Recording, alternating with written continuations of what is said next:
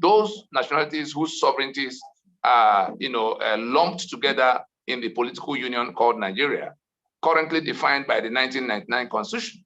What the constitutional force majeure is that they have looked back at the terms of the union. What was the basic agreement in coming into this political union prior to independence?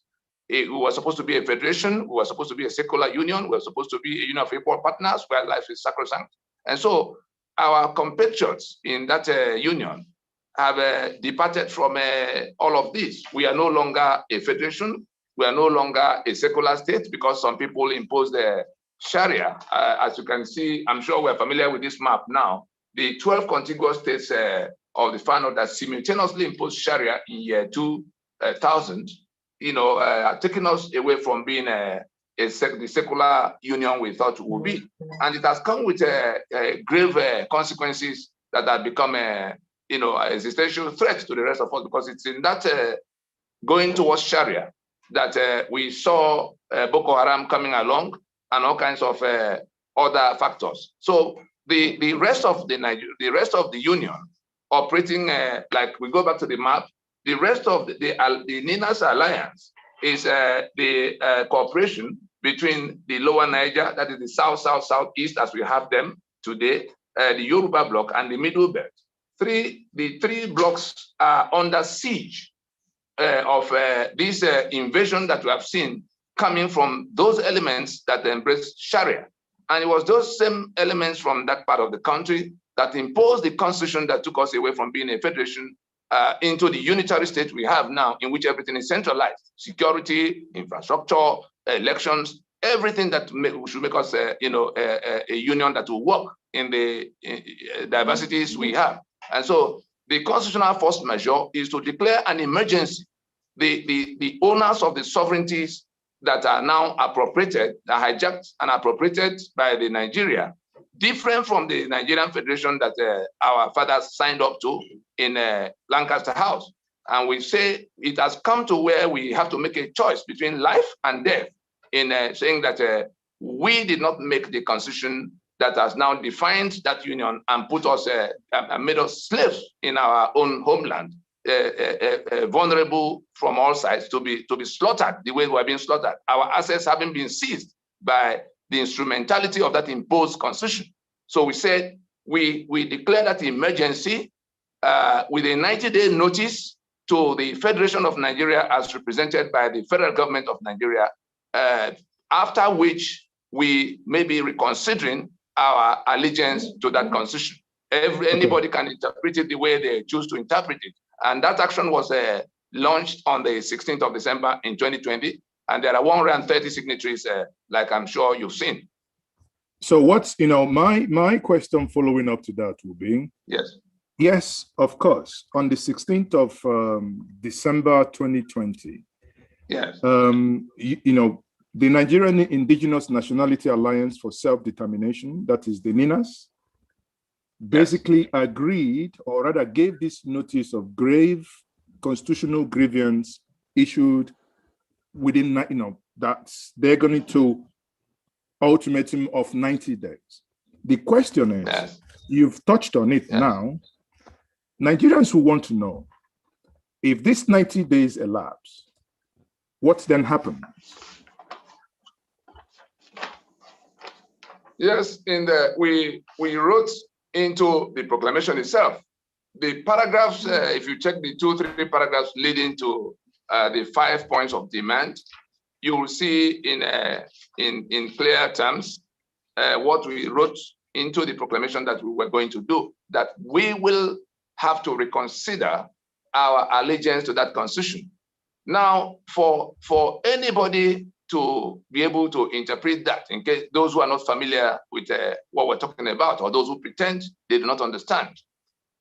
The only reason we are in Nigeria, the only reason Yoruba land is in Nigeria today, the only reason Igbo land and Majeure land and Ogoni land and Tiv land and Berom land, the only reason they are in the political union called Nigeria today is a false claim that we, the people, have solemnly resolved to live in unity as one indivisible and indissoluble country called Nigeria. Therefore, second false claim, making and giving unto ourselves the following constitution. That preamble is what makes us part of that Nigerian federation.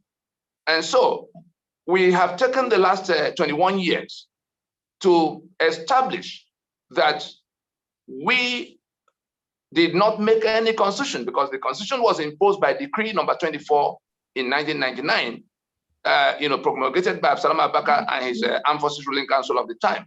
Unfortunately for the proprietors of this death trap that Nigeria has become for all of us, by decree number 24, they told the story, the decree number 24 by which the constitution was promulgated. Anybody who gets a copy of the constitution, either online or physically, will see decree number 24 of the 5th of May in 1999, telling the story of how the constitution was arrived at by Absalom Abaka himself. And that story in decree number 24, I want us to listen very carefully, because the international community, the international stakeholders in this matter are not only listening, they are holding discussions on what to do with the issues raised and where to go if things get worse. The decree number 24 told the story by Absalom Abaka himself of how he set up a committee he called Constitution Debate Coordination Committee that went around to all kinds of places and came back with a report to the Armed Forces Ruling Council of the time, suggesting that most people they talked to preferred a return to the 1979 Constitution. And therefore, the Armed Forces Ruling Council have accepted that report, subject to such adjustments as they deem fit in whatever they consider national interest. Therefore, the report is now promulgated into the law to be called the Constitution of 1999. This story is written as it's still printed inside this Constitution as at today of March 2021.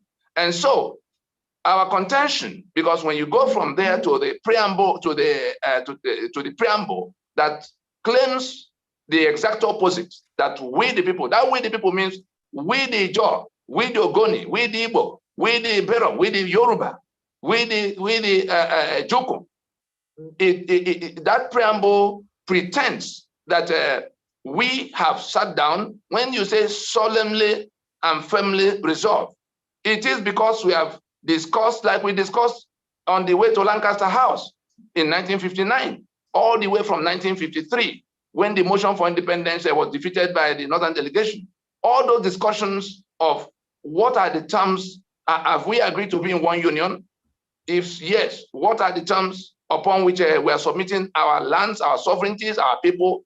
Now, that false claim in 1999 Constitution, the preamble, that we the people have submitted our sovereignties, our lands, our assets, our rights into the Nigerian Union, and that we therefore have made this constitution to regulate our relationships in that union. Okay. That is exactly what we are disputing. That's the union dispute we have raised, that we never met, and the proof of this is in the document itself. I have to tell the viewers that that decree number 24 was printed in error. Let the lawyers in the land listen, especially the senior advocates and the professors of law, including those in the Senate. That decree number 24 at subsection 1, subsection 3, it's only a 2-section decree. In subsection 3, it says there's an express instruction by Absalom Abaka that that decree should not be printed. Let me read it from the document itself. It says, whenever it may hereafter be necessary for the Constitution to be printed, it shall be lawful for the federal government printer to omit all parts of this decree apart from the schedule, and the Constitution as so printed shall have the force of law, notwithstanding the omission. The instruction of Absalom Abaka was that the federal government press should not print this, so that people would never get to know how they came about the Constitution.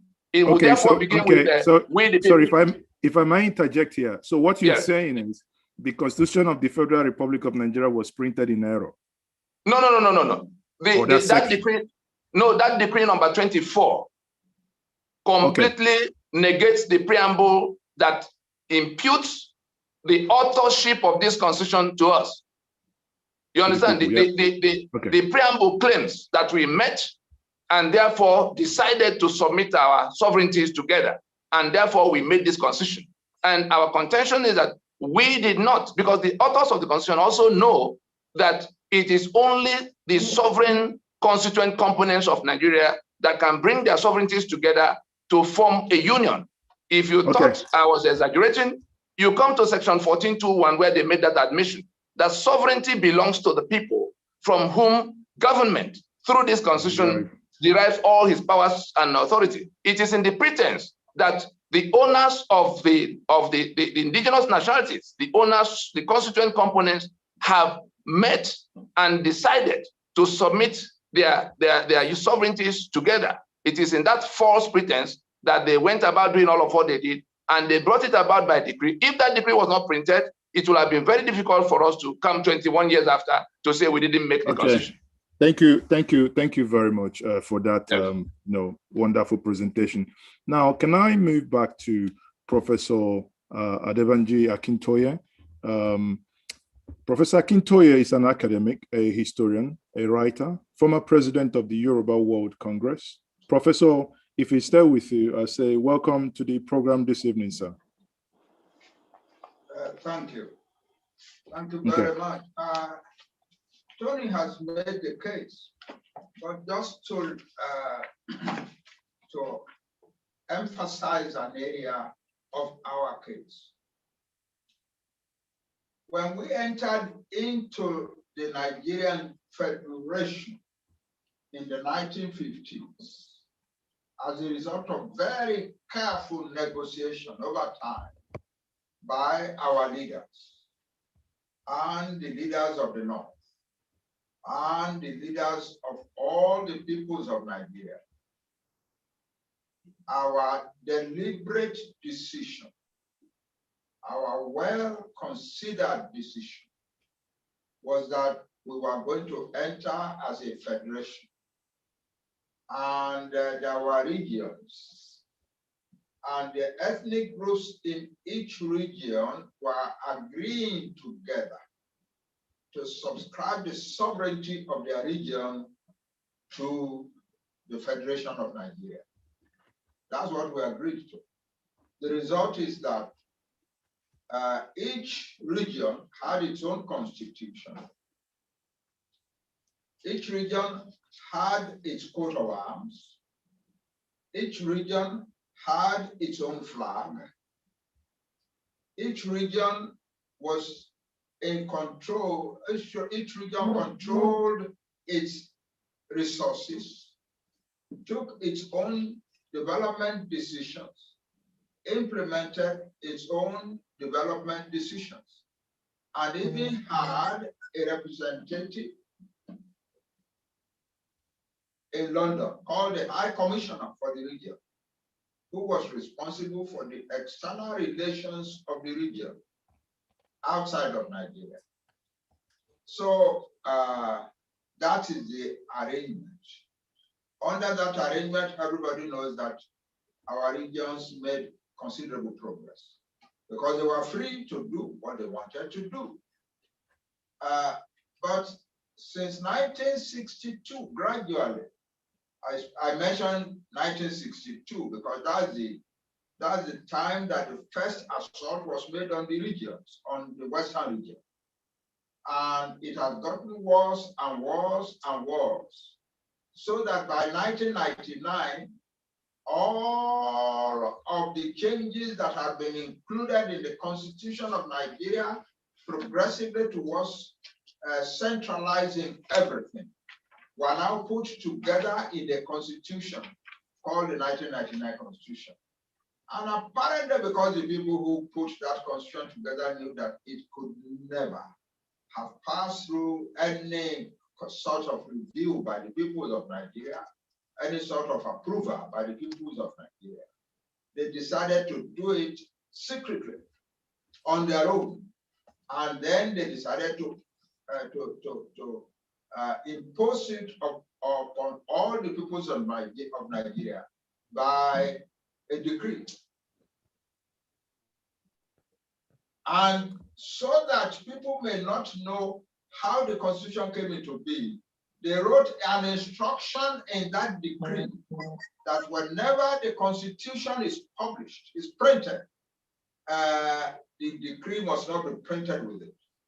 Unfortunately, the printers printed the decree with it, even with the instruction that it be not be printed.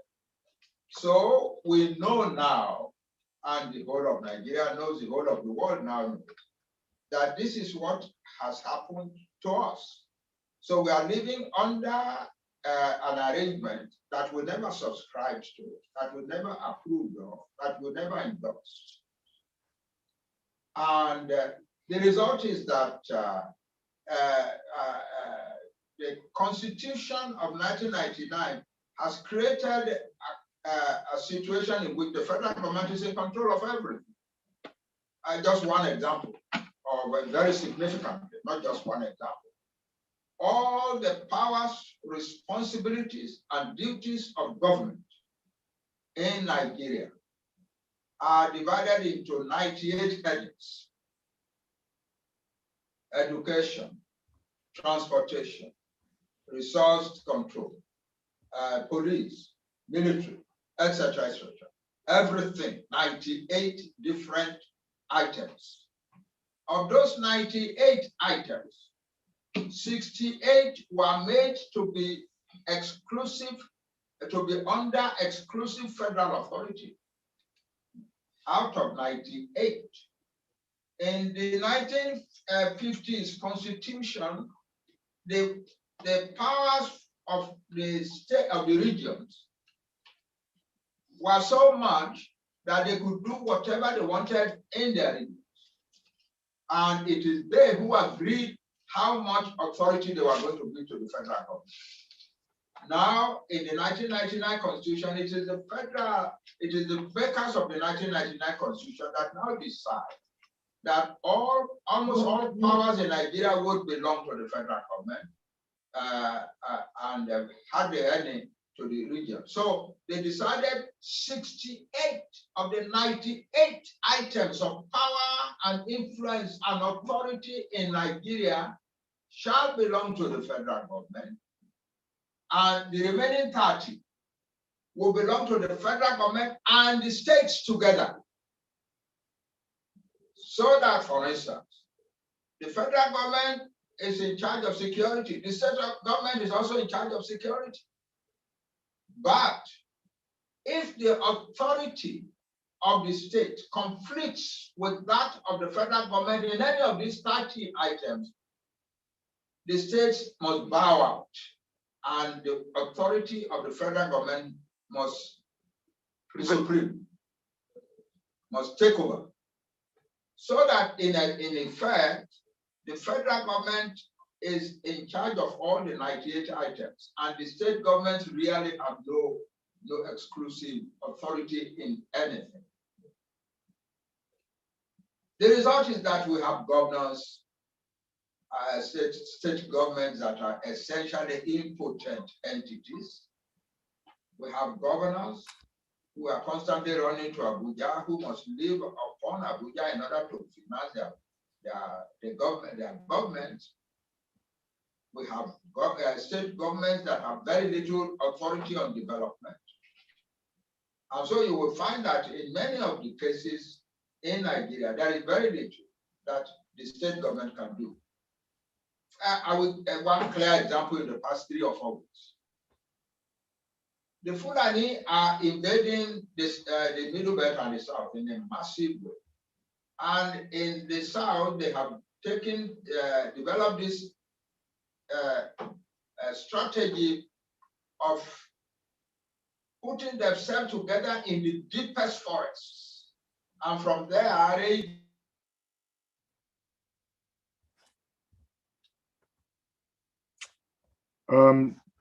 Tony, I think you muted the Prof. Please, can you unmute the Prof to speak, please?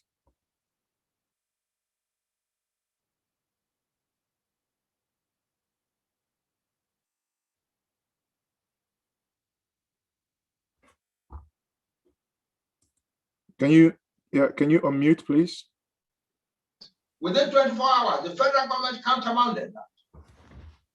And they said, Governor Akintoye doesn't have exclusive authority to make such a declaration, such an order.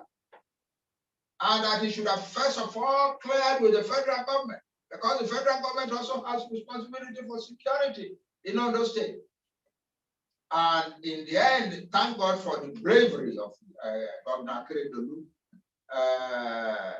He did not rush to go and abrogate his declaration, but he has held on doggedly.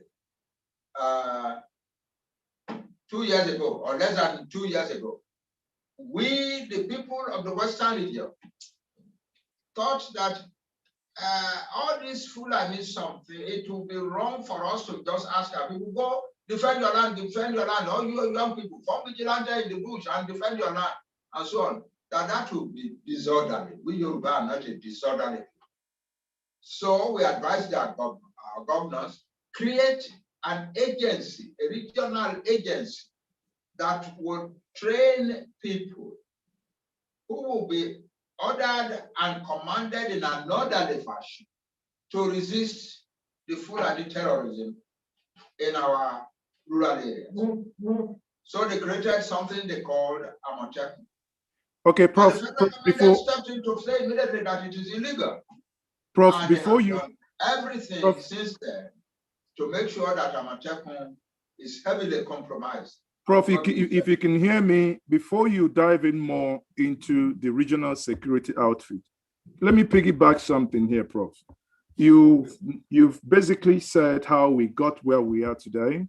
Question is, now the constitutional force majeure that I talked about with Mr. Tony Nnadi, what's your view of that constitutional force majeure? Do you think it's going to have any impact? Or if at all, what is the significance of the constitutional force majeure in your view, Professor?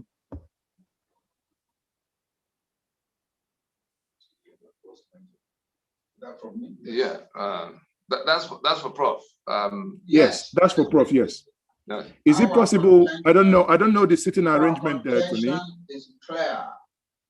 We entered into the Nigerian Federation and willingly submitted, contributed our sovereignty, our resources, our people, our land, and so on. But now it is no longer a federation. And we are no longer able to perform in the country in the way we had been able to perform when it was a federation. We are no longer independent people performing under the Constitution of Nigeria. We have become a series of enslaved peoples.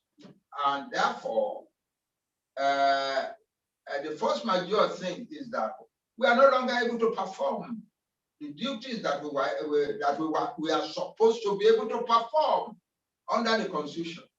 And therefore, we are no longer, for instance, people are coming and killing our people. We cannot even make rules locally to drive them out of our land. They say they are entitled to be in our land as a result of this Constitution. So we have come out now to say, okay, listen, you say we submitted our sovereignty to this federation under this Constitution. We didn't. We never did. You said we submitted our people to this country under this Constitution. We never did. You said we submitted our resources to this federation, to this country under this Constitution. We never did. You said we contributed our everything to the Nigerian Federation under this Constitution. We never did. There is a dispute between us and the Nigerian state, and the dispute is clear. Therefore, we ask, because we are civilized people and we want to be orderly, we did not simply declare, oh, we are gone. No, we didn't. We said, okay, let us create room so that we can talk about this together. And we give 90 days for us to talk about it. That is so, it. so very Prof, orderly, very sensible. And we have filed this with the Nigerian state. We have filed it with the United Nations. and the United Nations is taking cognizance of it. And so it is no longer a question of Yoruba, Igbo, etc., etc. It is now the international community are interested in how this is resolved. So nobody can just jump up and begin to do whatever they like. The federal government cannot just now arise and begin to invade our land, because there is a dispute between us and them. There is a dispute. It's not that we have declared that we are no longer part of Nigeria out of hand. We have declared that we have proclaimed a dispute with them, and they needed to work with us to resolve the dispute. If they do not resolve the dispute, that will be their fault. It will not be our fault. Prof, if you can hear me now, my question to you directly will be, Prof, assuming the Nigerian government, because on the 16th of December is when this was done, I believe the 14th, sometime next week is going to be the 90 days. Now, if the Nigerian government does absolutely nothing, if they say, well, there is nothing you can do about it, what happens? What happens if they don't do anything about it after this?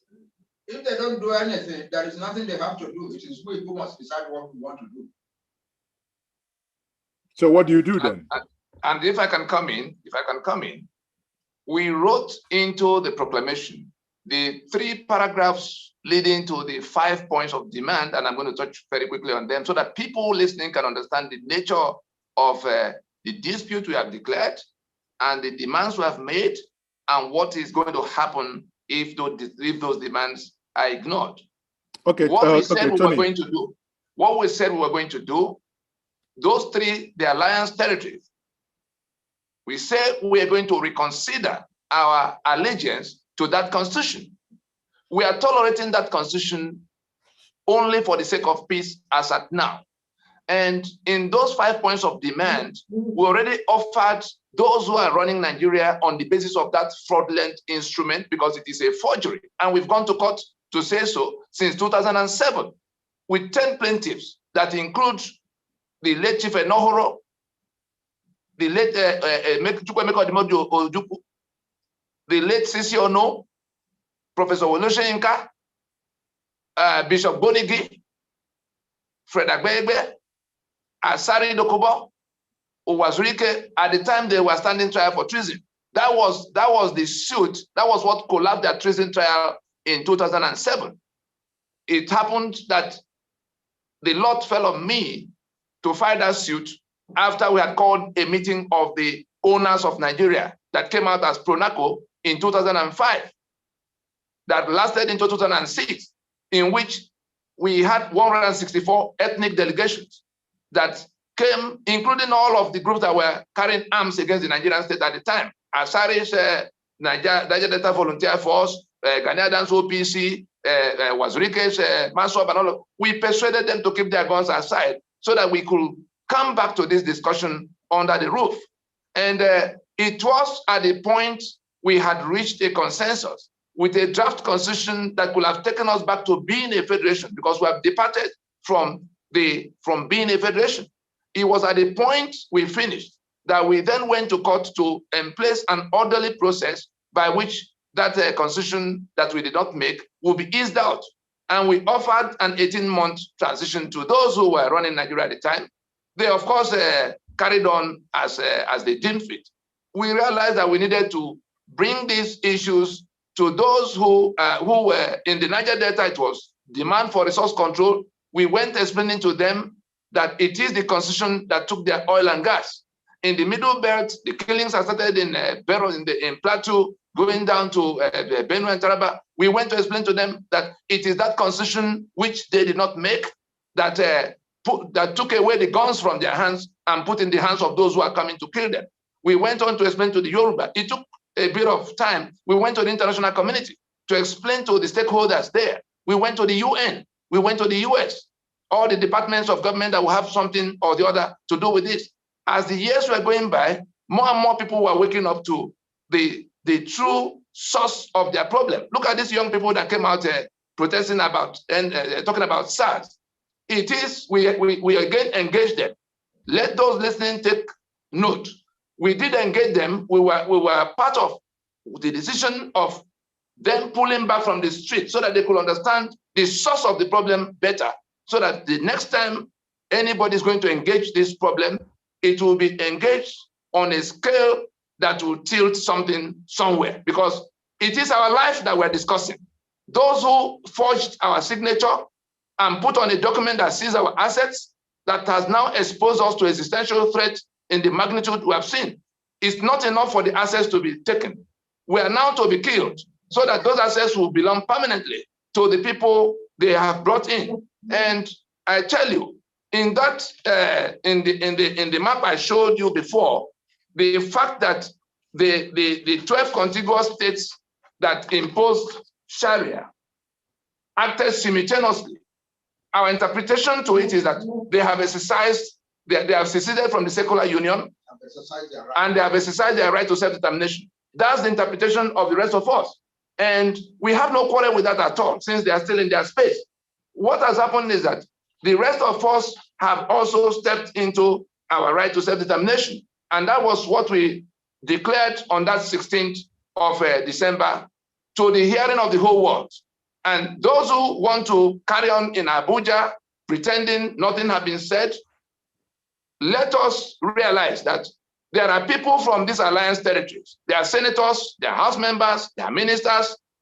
That constitution that is responsible for the killings happening to us, for which reason we cannot defend ourselves. That constitution that took our assets and put in the hands of those who are now the owners of oil blocks. That constitution that took the ports of Lagos and put in the hands of Dangote. That constitution that took the bitumen of Ondo and put in the hands of those that allotted it. And what's it called? They used to do cement from Benue and gave to Dangote. It is that constitution that is responsible for everything that has gone wrong with Nigeria. And we're informing those people from the South and Middle Belt who swear to defend and uphold this constitution that is the source of death and the source of impoverishment. Nigeria has become the capital, the global capital for poverty, on account of the fact that this constitution cripples everything. We can't generate electricity, not that we don't know how to, not that we don't need. The constitution says only the federal government can. So I'm just telling you that, yes, sir. Mr. Nnadi, I think everyone here, the reason why we all gathered here is that yes. I think it will be fair to say that nobody with his right senses intact in Nigeria today will say that Nigeria is working. Yeah. Therefore, now Nina has done a fantastic job by sensitizing the global community, by issuing or galvanizing the Southeast, the South-South, the Southwest, the Middle Belt, galvanizing them, the regions you've shown in the map, bringing them all together. Now, what is in the mind of everyone is when they hear about the constitutional force majeure,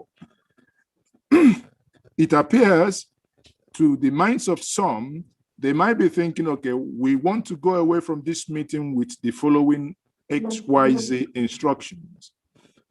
Next week is going to be 90 days. Yes. After that 90 days, what do the people expect to have happened? How does the people get involved after the 90 days?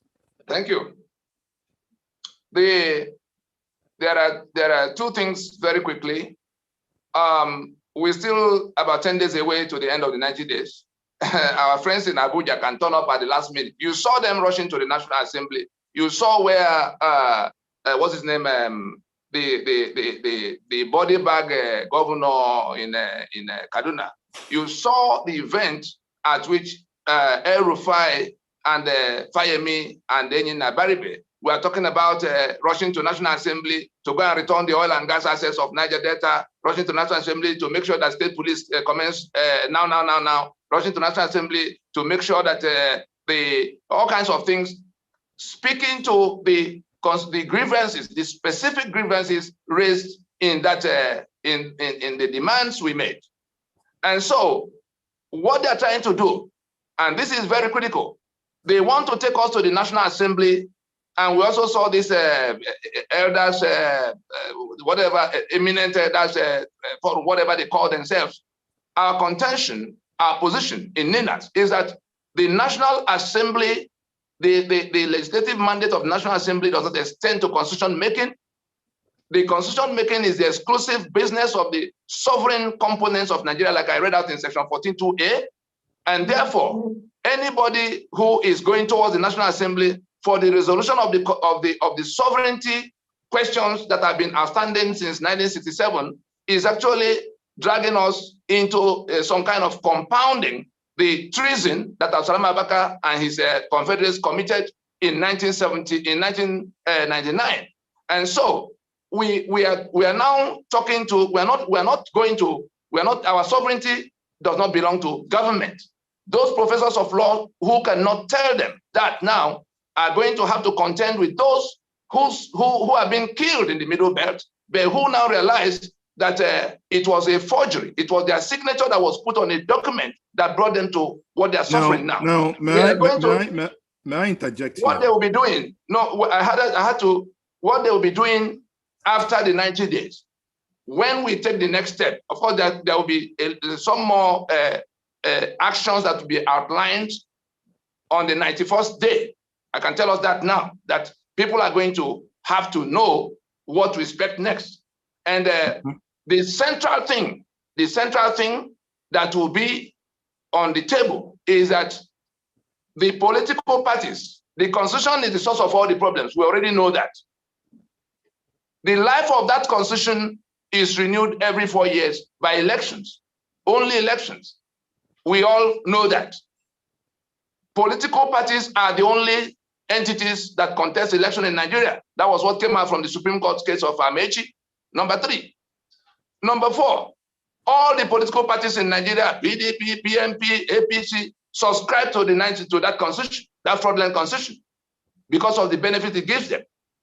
Number 5, no matter who wins any election, he will have to swear to and govern by that constitution. If you put the 5 together, you will then understand why we're going to be mobilizing those who are suffering death and deprivation and impoverishment from that constitution to get ready to engage the political parties that are still discussing the matter of election in 2023 under that constitution. The fight will move away from people who came from Mali and Chad who are killing people, because it is that constitution that brings them to our space. And if at the time we're saying we must now wind it up, and we're not anarchists, we say, let there be a transition. That's one of the 5 demands, that the transitional arrangement, like South Africa had to do with apartheid in South Africa of 1990, we already offered them a huge accommodation to say that existing governance structures can remain in place for the period we are holding this discussion of what to do with our sovereignties. It cannot continue to be on the basis of that forgery of a constitution. And so what we'll be inviting the public to do will relate to what people from their parts, what role people from their parts are playing in sustaining that constitution. Okay, so and we're going to be asking them to close shop. We're going to be asking the political parties to close shop. We're going to be asking the people who are going to suffer under that constitution if another election is anchored on it. We have more than 2 years and a half. Mr. Nnadi, we have more than 2 years and a half now. Let me break this point down for the layman, for people who probably don't understand where you're going. What you're saying, if I understand you properly, that by the 91 day, that means a day after the expiration of the 90 days ultimatum, if nothing happens, that you are going to mobilize the people. Is that correct? The people who are suffering, who are dying, who are asking questions. Yes, we're going to, we are targeting, hold on. We are targeting the decommissioning of that constitution, and for the purpose of clarity, so that nobody put any words in our mouths, for the purpose of clarity, the 5 points of demand, so that people will see what we'll be insisting on, has to happen whether the government agrees or not. We said the federal government, demand number 1, must acknowledge this sovereignty dispute as declared by these indigenous nationalities of Nigeria. Second, that the federal government must expressly commit to the decommissioning of that constitution, like South Africa's president, Frederick de Klerk, did by an announcement in 1990 concerning the apartheid constitution that could no longer carry their society. it was resisted to the point where the government of the day had to announce that that constitution could no longer carry them. And they announced a transition that became Kodesha that resolved their situation. So that's the demand number 2, that there must be an express commitment to the decommissioning of that constitution. Demand number 3, that there must be an express commitment in terms of a formal announcement that no further national elections will be anchored on that constitution. Because if we pretend that we're going to solve electricity, if we pretend we're going to solve security, if we pretend we're going to solve refineries, all of which are locked down by the exclusive list on that constitution, and then go to another election because a few people want to be president or governor or senator because of the humongous sums they collect from the coffers without accountability. And we're going to come back to that. What exactly are the things ruining the lives of our people coming from that constitution? Every single thing we can point out, whether it is corruption, whether it is impunity, whether it is insecurity, whether it is elections that they rig, every single thing that we can complain about, I will point us to the section of the constitution that is like the tap from which is flowing. And so demand number 4 is that the federal government has to announce, has to invite the nationalities, the owners of the sovereignty that have been hijacked and corralled into Nigeria by virtue of that constitution, had to invite them to work out the modalities of what will be a transitioning arrangement that retains the governance structures. We're not anarchists. Let those in government house remain. They still have 2.5 years from the election that happened in 2019. And so the nationalities will then agree with the federal government on what could be the mandate, the tenure, the composition of all of how these discussions can get underway immediately and lead us to where these issues are. Everybody knows what the issues are. Everybody knows what we agreed upon. Everybody knows what we now want. Can you Finally, quickly, because I'm trying to make a note here, can you quickly say the 5th point? The fifth one is a formal announcement of that transition. That is telling, the 4th one is to invite those who have to work. It's not the business for federal government to do. It is the nationalities that will agree with them on what the modalities and composition and time frame will be. And then finally, a formal announcement of that transition to the global community. That is telling that we have come now to where that constitution will have to go down under this arrangement. Mr. Nnadi here, I want to bring the Prof back, but before I do, I'll ask you this simple question. I've just gone through the things you said. You said they acknowledge, that there is a dispute. That's from the federal government. They commit to the decommissioning of the constitution and the formal announcement that there should be no further election, and invite all ethnic nationalities. And finally, there should be a formal announcement of the transition, the transition in a period or program. Now, knowing the government that we have, that promised change, now came in and changed the change. Suddenly, when you talk about the restructuring that they promised and have it enshrined in their own party constitution, went around Nigeria and campaigned on these principles, but sadly now being denied. If a government that can deny its own document, even when it put together a commission or a committee led by Nasir El-Rufai, the governor of Kaduna State, who came out with a 12-point restructuring, what they call APC restructuring document. My question is, how do you think that a party that has denied its own document would listen and take heed of the 5 points you've narrated here? The question you're asking me is like suggesting that the owners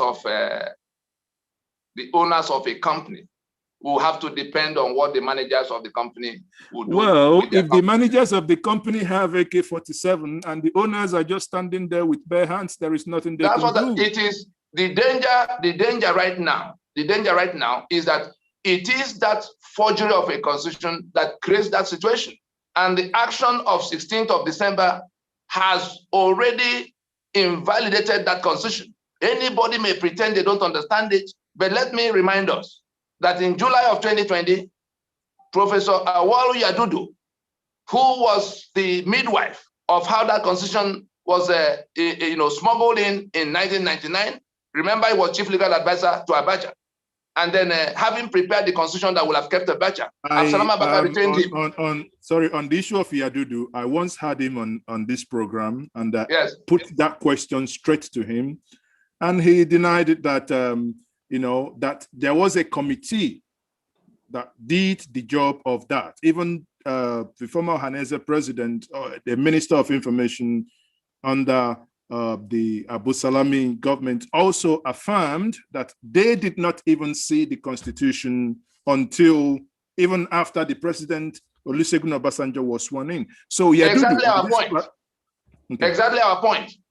The people who are supposed to be making constitution are the ones whose sovereignties are being submitted. The constituent components, the Yoruba that could be a country of 55 or 60 million people, the Lower Niger that could be a country of 70 million people, the Middle Belt that would be a country bigger than 3/4 of the countries of Europe. Now, if our contention right now is that the people that Abubakar gathered in 1999 to go and hold meetings in some hotel and come back, our sovereignty cannot be negotiated by people going up. It is a meeting that must happen between those who could be countries of their own if Nigeria was not occupying their space, holding onto their sovereignty by force of arms. And what that simply translates to is that, like the memorandum and articles of association of a company is the exclusive business of the owners of the company. Ezoke, Johnson, and Okeke, they form XYZ Limited. Is it the three of you that is it the management you hired to run that company according to your instruction that will make memo and articles, or the three of you? Our contention at law, in constitution, in jurisprudence is that, and we have had the privilege of challenging the professors of law in this land without exception. I may go, it may come to where we begin to name them. People we told that they were teaching the wrong jurisprudence in the universities. We confronted them. Some of them were humble enough to turn their position that the question of making constitution is exclusive to the constituents, as admitted in that section 14.2a. And so we cannot, the discussion we're having is one between the shareholders and owners of the company. It does not have much to do with the management, which is what the government is. Honestly, Mr. Nnadi, I perfectly understand what you're saying. Yes. I understand, and if there is any way by magic wand the system can be, changed, believe you me, thousands of people watching online now, and many people in this meeting would want to see that happen. However, there is still something that I believe is still missing. After 91 days, yes, I know you alluded to the fact that El-Rufai and some people met. They are talking, even last week, Friday, exactly a week today, on this program, I had a Senator Njenje Baribe. Yes. He said something that may also interest you. He said that the National Assembly has come to the point to realize that something is going to give way, that the nation is not working, and everybody, even north, south, east, west, everybody knows that that the nation is at a breaking point. However, they are looking into something like doctrine of necessity. And my argument is, why must we only look at, in the Nigerian pidgin English parlance, why must we only look at pachi-pachi? Why can't we do it whole? Why can't we do a proper, rebuild of the system? Exactly our point. We have a document on the table that can address this matter. You see, the issue is, you say you have a document on the table, but at the same time, you want to discountenance the National Assembly. So who are you putting the document to? The document is addressed to the government of the Federation of Nigeria. There's a president. Which is the executive in that sense, but executive cannot do the job. We've submitted copies. The copies of the document have been sent to all of those who should act on it. And on the 20th of January in 2021, we took out advertorial so that nobody in any part of Nigeria will say he has not seen the document. We published in Guardian newspaper of 20 January 2021. Therefore, having placed it before them, having sent it to them, we wait for the 90 days to pass. What they are doing, we interpret it to mean treason. They are compounding the treason started by Salman Abaka in 1999 in assuming our sovereignty on our behalf to begin to tell us what they're going to change. We have no quarrel with them. That's why we offered a transition that will accommodate them in the period of that discussion. Tony, thank you on that. But can I quickly bring back the professor, please, if he may? Now, the conversation we have had so far, I would want the professor in 10 days' time, or rather, let's say in 11 days' time, this would have elapsed. And I am willing to bet with anybody here that Nigerian government, the one that I know, is going to do absolutely nothing. Therefore, if anything is going to happen, let the planning start now. And I would want to hear from the professor what, in his own thinking, is going to happen after the 90 days has elapsed. Professor. Yeah, what is going to happen? Yes, sir. As I said, since the federal government has not answered within the 90 days, the people whose sovereignties have been hijacked under this constitution, then are free to get a lot of things done for themselves, for their future, for their children. When that day comes, what our people have decided in various consultations across the land, with our common people, with our traditional rulers, with our elite, with our youths, with the masses of our youth, we will have to begin to let the world know. For now, we have left this thing on the lap of the makers of the federal government of Nigeria, the rulers of Nigeria under the federal arrangement, the federal government representing the Nigerian state, to act so that we could solve all these, our disputes, our difficulties in an orderly manner together. If they do not respond, then we will be left to take actions that are cognizant with our sovereignty, our future, our children, our lives, and so on. But some things are clear. It will no longer be possible for people to claim that we are subject to the 1999 Constitution, and that therefore terrorists who happen to be Nigerian citizens have a right to be on our land. That will no longer be possible.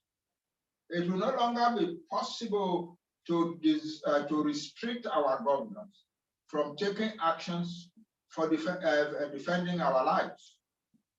A whole lot of things that are happening now and that are attributed to the authority of the 1999 Constitution will no longer be possible in our land.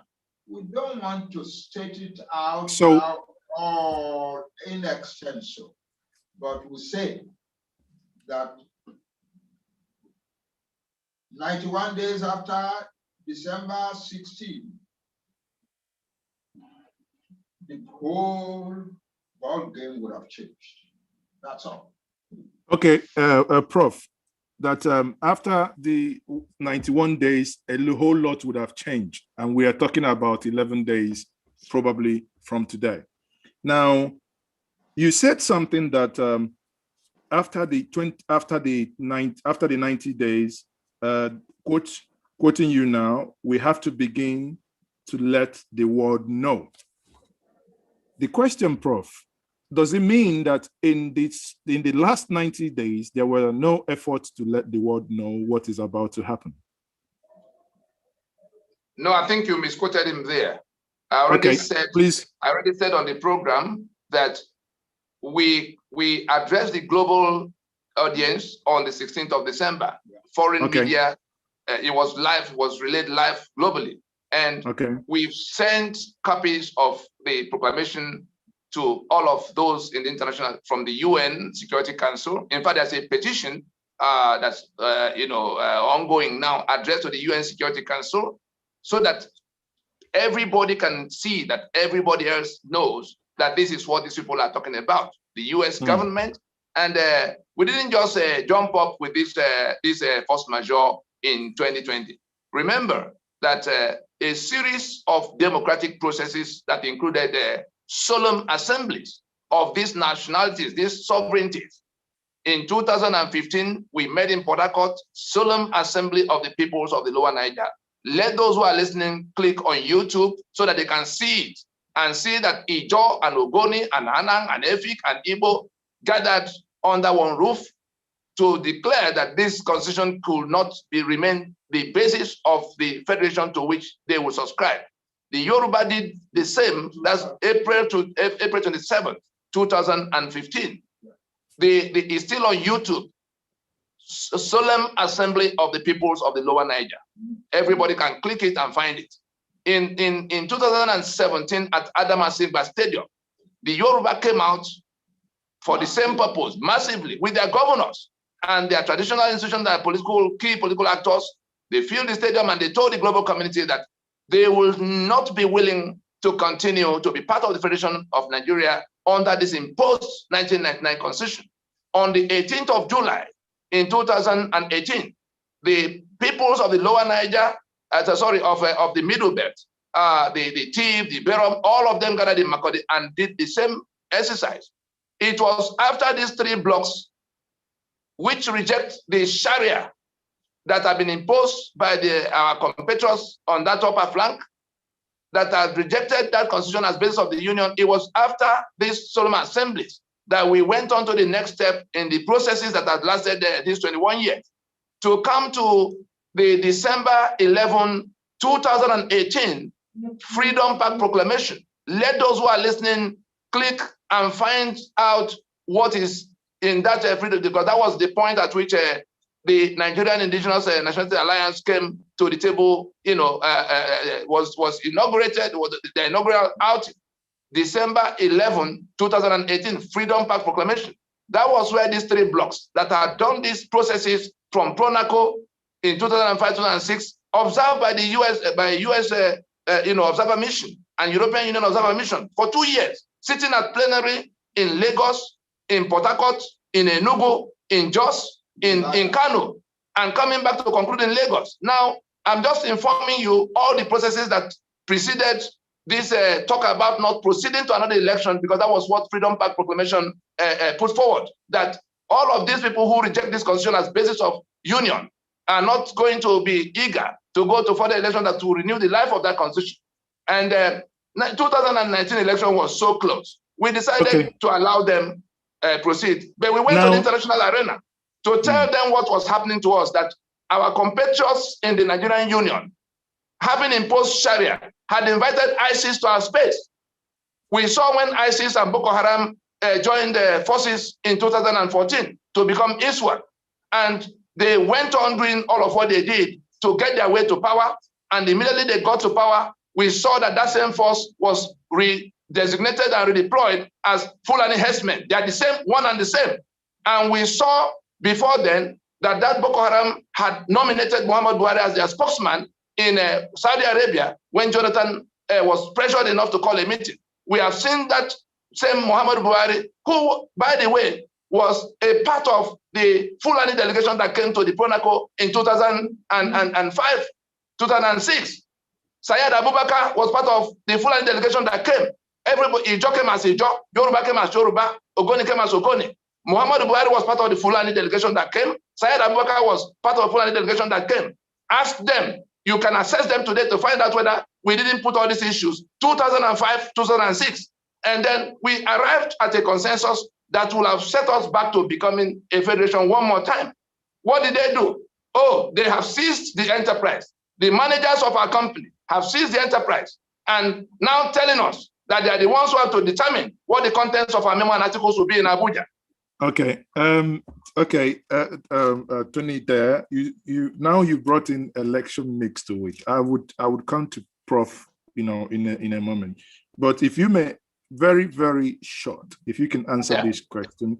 Yes. We've come to the election. And my question is, if the powers that be, those that we have employed to work for us, but sadly they have taken over the company, if I use that analogy, if they decide to go ahead with the election in 2023, what will happen? Well, that's where the problem, the election next is in 2023. The political parties that are stuffing their ears right now in this discussion, and when I talk about political parties, again, let everybody guide themselves with this map. The political parties from this alliance territory that are warming up, some of them say, oh, it's Igbo presidency. Yoruba say, oh, it's our turn. All of those who want to go and get the benefits of being president under this constitution that guarantee our misery, that guarantee our debts, that guarantee our impoverishment, let them know that what they are telling the rest of us is that, look, we are more interested in the 5 billion we get every month. We are more interested in the 50 million we get as salary every month in terms of governors and senators. They are telling us they don't care whether we are killed to the last person, because that's all that they will go to do in that constitution that guarantees the constitution of Nigeria creates the corruption. Nobody is going to be able to fight any corruption under this constitution because it creates massive avenues for corruption and comprehensively protects the beneficiaries of corruption. I can go to the specific sections that are responsible. It creates impunity by the immunity. So we are saying that all of those, even if Buhari resigns today, to tell you how bad the situation is, even if Buhari resigns today, to say, oh, let somebody from the Southeast come and be president so that peace can return. We are not interested in all of that. How much more going to election at the time the people who are dying are saying that this constitution must go down? Now, if they insist on going to election, the people who are suffering from that constitution by which they will govern are going to contend with them on the streets. Can I extract another quick answer from you before I move on to Prof? Right. I have here Chief Ambassador Tony Tuken, who is on this program from Germany, and his question is, how was the deadline communicated to the grassroots and the communities? The deadline of the constitutional force majeure, how did you people communicate that to the people and to the grassroots? The communication is still ongoing. First, it was recorded and it was distributed massively online. The TV houses reported it. I'm sure if you check Channels TV, AIT, all the major TV stations, you will find what they reported in the period. Then we went on with flyers. As I speak with you, local radio stations are broadcasting in different languages. People are interpreting and explaining to their own people what is going on. Flyers are being distributed on the streets. And then there's the website where all the information concerning everything I've been discussing can be found, including the videos surrounding them, www.freedomfromnigeria.com. Again, I say www.freedomfromnigeria.com. And so everybody who wants to, anybody who has not read, anybody who is literate enough to read, who has not read that proclamation of December 16 is going to be lost in the debate hall when the matters begin to unfold in the coming days, because we are talking about life and death here. Those who are pretending they have our mandate to ruin our lives in this manner, with the constitution they put our signature, we didn't make, and we are shouting and crying for 21 years, and they believe they have become stronger than all of us. And they sit in Abuja telling us what will happen. The people they claim to represent are going to have to contend with them in their father's house, in their communities. That you are one of those holding the ladder for the enemy that is killing us, those who have been killed in the Middle Belt, those whose assets have been seized in the Niger Delta, and who have been shouting all over the place. They all now see their salvation in the shutdown of that constitution. And the first step is to prevent the renewal by the election that might happen in 2023. Mr. Tony, it's Prof wants to add. Prof wants to add. It's a difficult one. It's a difficult one to extract a very short answer from you. Well, could I add something here? Prof wants to add. Okay, Prof, can you add something before I have a question from you for you, Prof? Can you go ahead? There is a message here to our brothers who belong to the political parties, who are planning for election in 2023. Be careful. Respond to the desires of your people. They are the ones who elected you to be in your present positions. They are the people who elected you to your past positions, those of you who are governors in the past or senators in the past. They are the people you are depending upon to elect you now into your cherished, desired position. We who are speaking now up for the people are asking you, please, don't let this matter become a conflict between you and your people. The game is up. We can all join together to make the change that has now begun, to complete it. And your political future is in no danger at all. But if you insist on going on with an election that your people now are rejecting massively, you are creating a situation of needless conflict. There should be no such conflict. So please, we beg you, don't create needless conflict. Let us all, as oppressed peoples of this land, go forward and have a situation in which we can begin to put our lives in our hands. Very important. It's a warning, and it's a friendly warning from an old man like me. I shouldn't be threatening anybody. So I'm putting forward a friendly, fatherly warning here. Please do not push your people into needless conflict with you. They don't want to be in conflict with you.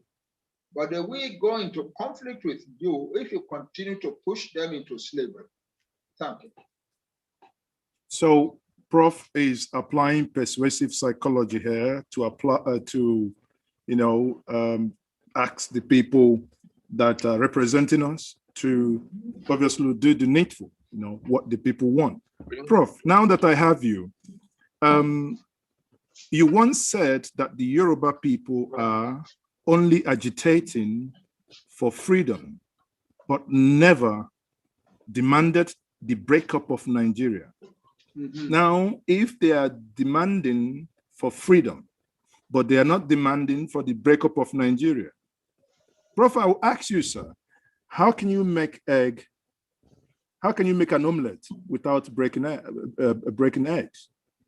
No, I have always said that historically, the Yoruba people arrived in Nigeria in 1914 as a people already with a very strong tradition of political freedom. We are the only people in the world who insist upon electing our kings in kingdoms, in monarchical systems worldwide.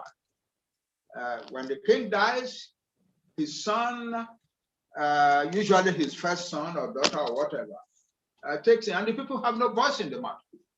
But our ancestors somehow put an arrangement together that though we recognize a royal family and the king is going to come from that royal family, it is the prerogative of us, their people, to select one of them as our next king. That is an unusual thing. We are a democratic people, and we are the Yoruba people who say, you cannot exclude any person from discussion in Yoruba land. It is not possible. Even when there is conflict and you are fighting and snapping at one another, the elders there will tell you, listen to him too. You can throw out what he says by your own argument, but you cannot throw him out. He's one of us here. Both of you are among our children. So that is the Yoruba way of life. We are a very strongly democratic people. And that's why the Yoruba person is so sure of his self-worth, very much sure of his self-worth. So we are a democratic people. But we have been put in this country in which democracy is not a strong factor at all, and in which the democratic principles have been gradually whittled down until we have now come to a situation in which a section of the country claims the right to go out and kill the rest of the country. So we've never asked that we want to leave Nigeria. We've never done so, but now it has reached a point that for anybody to come and tell the Yoruba people today, my brothers, let us stay in Nigeria, he will find that he is alone and he might be in danger from being alone. The Yoruba people have at last decided that, well, we have seen enough. You hear Yoruba people saying everywhere, Otoge, we have made all the contributions we can make. We have contributed enormously to the making of Nigeria. We have been the promoters of education, the promoters of modernization, the promoters of everything that can advance the quality of life of the people of Nigeria. But we've done enough now. It is time for us to go and do it for ourselves in our own separate country, outside of Nigeria. Thank you. Okay, thank you very much, Prof. Now, before I am accused of misquoting you, let me reaffirm the following, Prof. You basically, in the last interview where I picked this argument from was in 2020, where you said that the Yorubas were not moving towards breaking Nigeria. But from what you've just said this evening, if the Yorubas will now seek self-determination from Nigeria, doesn't that invariably mean breaking up of Nigeria the way we know it today, Prof? It does mean breaking up of Nigeria. The Nigeria defined by the 1999 Yeah, the Nigeria is defined by 1999 Constitution. Exactly. Nigeria. So we can, we would rather break up the Nigeria of the 1999 Constitution than remain in it. Okay, so it would be fair if the journalists, I know many of them here this evening, if tomorrow the headline is that you've been quoted as saying that the Yorubas, if the current trend continues, will break up the federation as defined by the 1999 Constitution. Is that correct, sir? Yes, I have said that. What I have said is this. Okay. We Yoruba have never spoken out to say that we want to break out of Nigeria. Now we are saying it at last. We have seen enough. That's what I'm saying now. Thank you very much. If I may put it differently, moderator, we're talking about the right to self-determination. The current constitution of Nigeria was done in negation and defiance of our right to self-determination, of the right of the constituent components to self-determination. And that right is inalienable.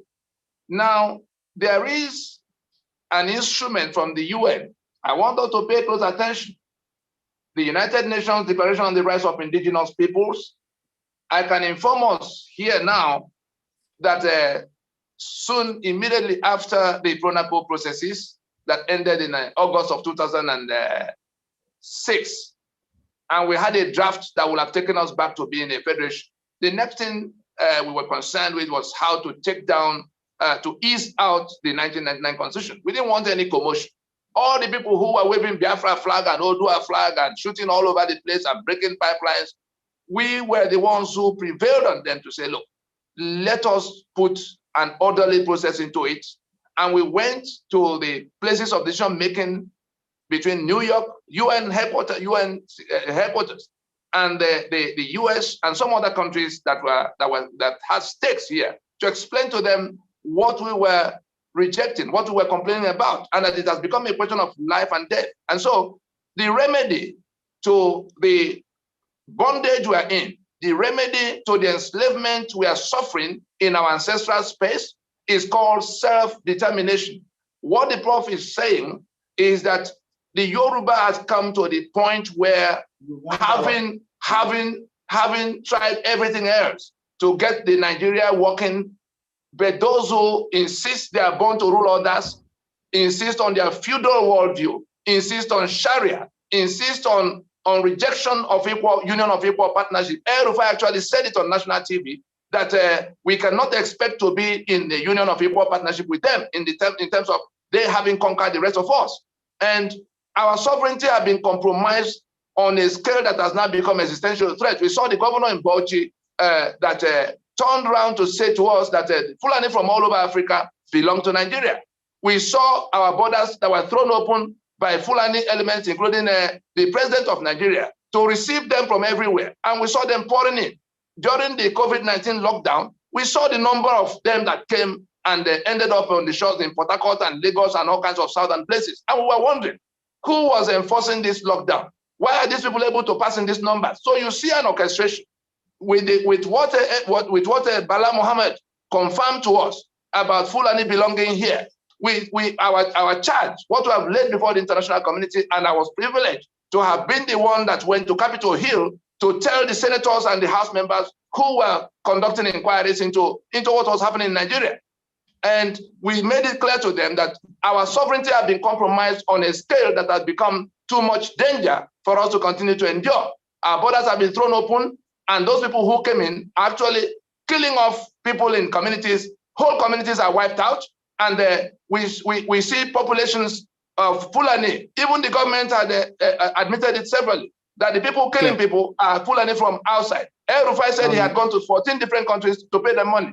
Listen to our own side of the story. So the matter has gone past where we can be talking about diplomatic or sounding, what do they call, political correctness. The raw situation is that our sovereignty has been compromised. The constitution by which Nigeria is defined today has made us slaves in our land, worse than apartheid constitution. And we have endured it sufficiently long. In fact, it was imposed in 1979 by the same process.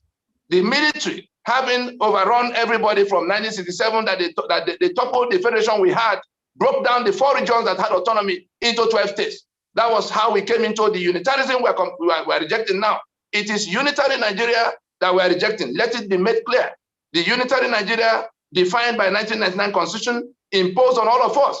And if after waiting for 21 years, those who are clinging onto it to tie us down and kill us to take the space are not listening, I tell you, we are discussing right to self-determination that is now being activated by the owners of the sovereignties that have been hijacked. And please let me add this. Please let me add this. Please go ahead, Prof.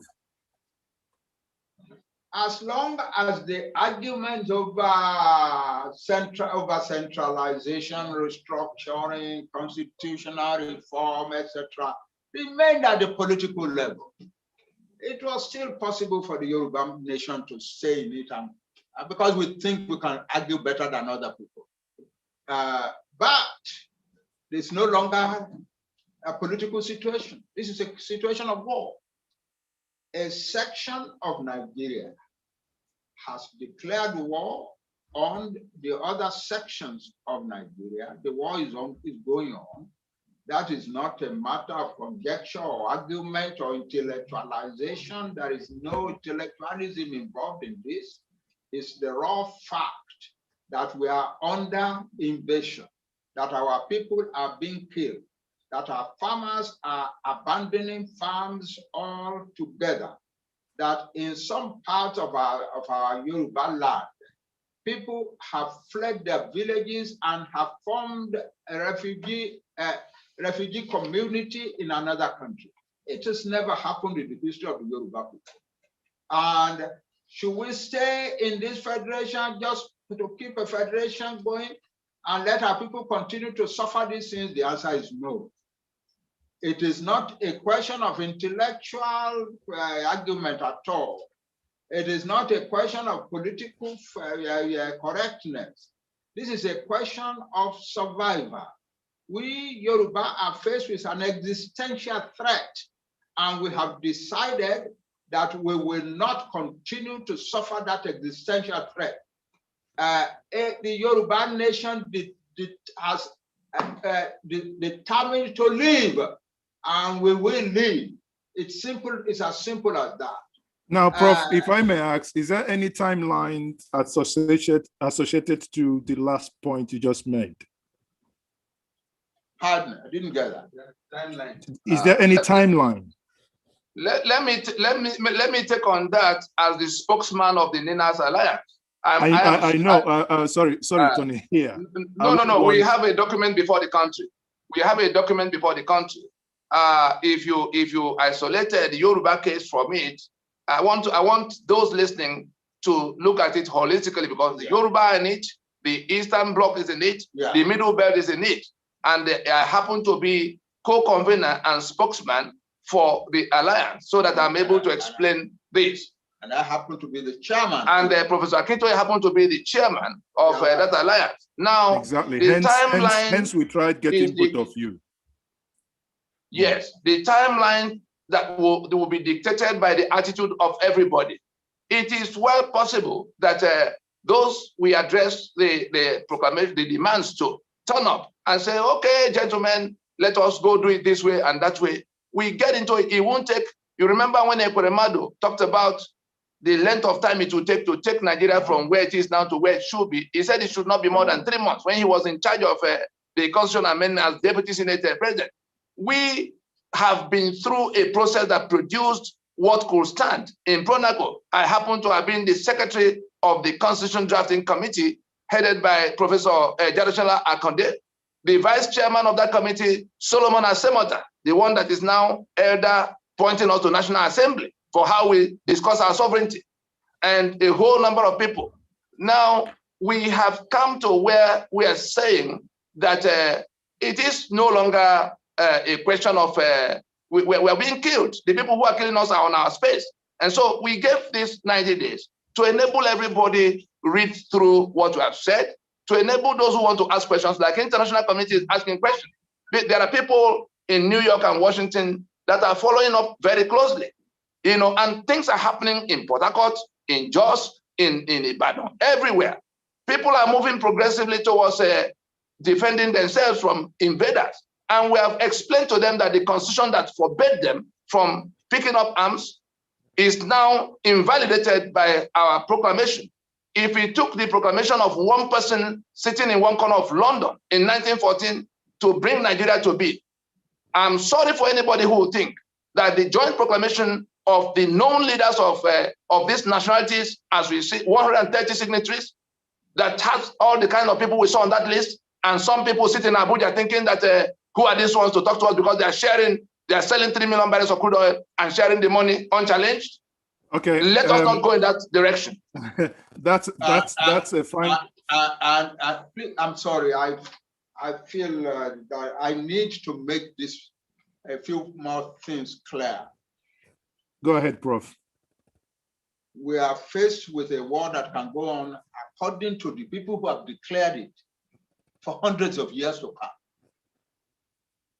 They have said again and again and again that this war that has started, they are ready to go on prosecuting it until they have driven us off from our land or exterminated us. We don't want to wait for that. And none of the peoples in the alliance, the Nigerian Indigenous Nationalities Alliance for Self-Determination, wants to stay until we are exterminated. That's one thing. On January 1, 2018, the Fulani went and destroyed many villages in Benue State and killed almost 80 people. And the leaders of the other parts of Nigeria, the indigenous parts of Nigeria, Yoruba, Igbo, South, and so on, decided to go and send a delegation to go and commiserate with Benue State. Then when we had delivered our message, a crowded hall, which the governor had assembled, the governor said, Governor Tom said, well, thank you very much for your coming, but I have more to tell you about what is happening. What it looks like more danger is heading towards us in the Middle Belt, in Benue State, than has happened now. So he drew out a letter written by the same people who had the same Fulani group that had written the letter to threaten the massacre of January 1. And the letter said, Mr. Governor, we see that you are mourning, your people are mourning, you are doing mass burials and so on. But it's just the beginning. Bigger things are going to come to you. And the reason from us, and the reason that that is happening is that the ethnic groups in Benue State believe that the land on which they live is their land, that they think so because they have been living in it for thousands of years, that they are wrong, that it is not theirs. It now belongs to us, Fulani, and we have a reason to take it, and we will kill, maim, destroy in order to take it. We have accumulated money and military resources for a long drawn-out war. And we have asked all our people in the rest of West Africa to come and join us to fight the war. And we are not talking of the people of Benue State alone. We are talking of all the peoples of Nigeria, the Yoruba, the Igbo, whatever. And that it is all our land. Nigeria is our land. Allah has given it to us. So we are now on our way to taking it, and we are going to fight and fight and fight until we take it. And if you think your federal government can deliver you from our hands, you are deceiving yourself. This is a war we are ready to continue to fight for many, many, many years to come. So as far as the Yoruba people are concerned, Nigeria is now a land in which a war is going to be going on for many centuries to come. And we don't want to be part of that. We are a civilized people, a civilization building people. And we don't want to belong to a country in which there will be war going on for the next 100 years or more, or many hundred years. No, we don't want to. And I'm sure that the other peoples in the alliance, NINAS, do not want to belong to that type of country. Okay. We are living because we have to live. That's it. We have to live in order to protect ourselves. It is not a question of we are living because we don't hate the Fulani. We don't hate the Fulani. I know that we Yoruba don't hate anybody. But we don't want to be in a country in which there will be war forever. No. That is not the choice. That's not the destiny of the Yoruba nation. 2 years ago, an explosion occurred between young men and some young men in the Sabo, that's the Hausa Fulani community, and many people died. So the leadership of the Yoruba held a quick meeting and said, we must go there. Yoruba people don't attack foreigners on their land. And so we went and we held a meeting with the Yoruba, the Ife people in the hall, appealed to them. We are Yoruba, our tradition is one of hospitality and so on and so forth. Then they urged us to go and speak to the Fulani, Hausa Fulani in Sabo, and we went there to speak to the Hausa Fulani, and we spoke the language of friendship and so on. Then their leader, who is a Fulani man, then answered us. Now please listen. Let every Yoruba person anywhere in the world listen to this. It's very important. He then answered, he started by speaking, by answering us in the tone in which we had spoken, nice, friendly, everything. But then he came to the core of what he needed to, what he wanted to communicate to us. He said, God is the owner of all land. All land belongs to God. In the beginning of time, God gave to your father Oduduwa the land on which you now live and you call Yoruba land. But God has never abdicated ownership of the land. It is still God's land. And God can still give it to another people. Yeah, that's what he told him. God is still the owner of the land, and God can take the land from you, Yoruba people, and give it to another people. We are dealing with serious existential threats here. And we don't want to stay in it. Another factor. The Fulani are conducting themselves now in such a way that if care is not taken, the Fulani will become the enemy of large numbers of different ethnic groups all over the place. And people will be hunting Fulani and so on. Whether they are dangerous or not, they will all be regarded as dangerous. We Yoruba don't want to be part of that type of head hunting. We don't want to be. The Yoruba nation will never be in a country in which people are being hunted. Okay, Prof. So that is it. So for these many reasons, we Yoruba want to get out now. Okay, Prof, that's, your points are well noted. The Yoruba nation is a peace-loving people. Now, because this is an alliance, the question will be, in conjunction with the constitutional force majeure, do you think, Prof, and this question is directed to you, do you think there is any way to extract a referendum from the government in order for the people to make a decision, in as much as they are reps? Because whatever we have heard now is that the representative of the people have said the following. But now I mean the people directly. Is there anything you think this entity can do in order to make that referendum happen? The answer to that is in our declaration, our proclamation. Simple. We have said this is our position. This is our condition. This is what we ask for. You have 90 days to get together with us for us to sort it out. And we are doing that because we are not anarchists. We don't want to force some trouble on society. So here now is a chance for us to do it. So that's what the government can do. And let me add, there's a clarification that's become necessary because of the junk documents they are banding around the National Assembly as that will bring about referendum.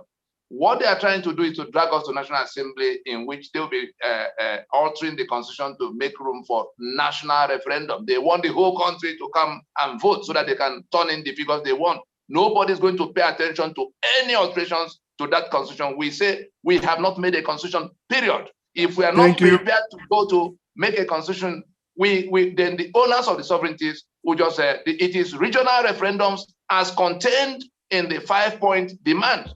The letters of what we wrote are clear, and in the closing paragraph, we also put forward a document of step-by-step of how this thing can be undertaken from beginning to the end, an open memo on the restructuring debate written to Mr. President in 2018, November 16, 2018. Guardian published it November 18, 2018.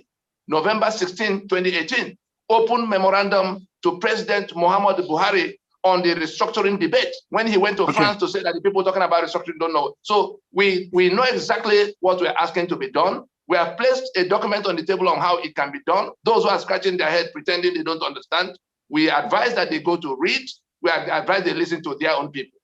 Okay, so thank you very much. I think that's a very fine place to anchor it this evening before I get to take questions from the audience. We do have thousands of people watching across our social media platforms, and we have a couple of, if not hundreds people here also in this meeting. Now, I will take the first question here from Anthony. Anthony, can you please make your question very snappy? Okay. So it looks at, Tony, I listened to you about 2 years ago in Houston. You were in Houston March, I think 2019, and you laid out the case properly. You defined the problem. Okay, so coming in here today, I expected that maybe we should move away from defining the problem. It looks like we're spending too much time convincing the already convinced, defining the problems. And I also noticed that for some reason, maybe some of your members, they find it easier or very easy to tell people, go to the website and read the information. I expected to hear how you intend to operationalize this. How are you going to bring it to bear? Don't forget. I can ask you, so we don't waste time. I hear you. Operationalization. How does this thing happen? And you expect me to come to the internet and tell the enemy exactly what we're going to do tomorrow morning? Next question, please. Okay. So now it appears that the roadmap, or rather what is going to happen next, is held very, very close to the chest. So and I think it's a fine strategy. So how do you expect the people to get involved? Well, anyway, we'll watch and see. Okay, thank you very much, Anthony. Can I take Comrade Deli Ajufo? Comrade Deli, if you're there, can you quickly unmute yourself and make your presentation or ask your question? Yeah, thank you very much, Mazes. Okay, I'm very concerned about what is happening today. I've had occasion to speak to Dr. Tony Nnadi on several occasions, sometimes for 1 hour. I am an advocate of what he's doing. But the problem I have is that we have too many divisions in the South. There is no unity. You have meetings of northern governors. The people, the middle belters that are amongst us today, still attend that meeting. I listened to Professor Banji, who has addressed my organization on one occasion, said that the Yorubas will not be part of headhunting. If you don't headhunt, you're going to stay there and be killed. What I'm saying basically is that, the Yorubas have different groups at the moment. Professor Banji was leading a group, today is leading Ilano Yor Omodua. When are we going to come together? When have we ever had meeting of Southern governors? Last week, I listened to one loudmouth Southern governor say that he invited military to his state. Is that how we're going to liberate ourselves? By being slaves to the caliphate? We have more existential problems than what we are discussing now. We must be bloody minded. If we are worried about the Fulanese, please let us remember what happened in Central African Republic. They tried it. A smaller community. It will not succeed here. They will try it. They may have moles in our midst, but it can never, I assure you, it can never succeed. There will not be protracted war. It will not last 1 year. I'm not talking about what Gowon said. It will not last 1 year. The Fulanis are no more than 15 million all told in West Africa compared to the population here. So please, if you don't want peaceful change, then be ready for violent change. That is my. Thank you very much, Elder. But the situation, you can, it's goodwill, good intentions to say the war will not last for 1 year. It has lasted for 6 years already. 6 years already, and it is growing stronger. It was not as big as this when it started in 2015. Professor Ban, Professor, there is no declared war. We're still playing footsie. That's the problem. We're still playing footsie. We have modes. When they have declared war. Prof, I assure you that when they have not declared war, sir. When the war is declared, my governor cannot invite my governor cannot invite somebody to my state. I will kill the governor first. Okay, thank you very much, Elder Adele Ajufo there. Prof, can you declared war, they are declaring the war every day. By what Prof have said, he said that they have declared the war and the war is ongoing on a daily basis. It's so let me. And they are declaring it more and more every day. Okay, let me quickly bring in Ankyo Briggs here. Ankyo, please, can you unmute and make your intervention very quickly? Okay, intervention very quickly. I can see that you now have military camouflage. Are you in the creek? Yes, we're at war. Good evening, everyone. All of us have patiently, about 90 persons. We've been patiently listening to what Tony and Prof have been saying. None of these things that Prof has said, either the position of the Yoruba people or how we got here, or even Tony, is new. Everything that Tony has said, for me, is true, and he knows why I say it is true, because we've been through this process together from the days of Pronaco to the days of our armed struggle agitating in the Niger Delta. But I want to start off with a question that I saw my brother Akintoye Fakoloda asked on this interaction. He said, what are we to do jointly and severally to bring about a new order? So I want to start from there to prefer a solution. As a Niger Delta daughter, as an Ijaw daughter, the Nigeria we're in today that is a game changer, started in 2015. It's not the Nigeria that our parents signed up for either during the 1914 or 1960 prior 1953 discussion and then the independence. That's not the Nigeria that we are living in today and our children have inherited, unfortunately. It is a different Nigeria, and in my opinion, it has to be approached differently. There is a war going on. It is a guerrilla war that is being waged against people of the South, against Christians. And like I said, it's been going on for a while now. Now, what's the solution?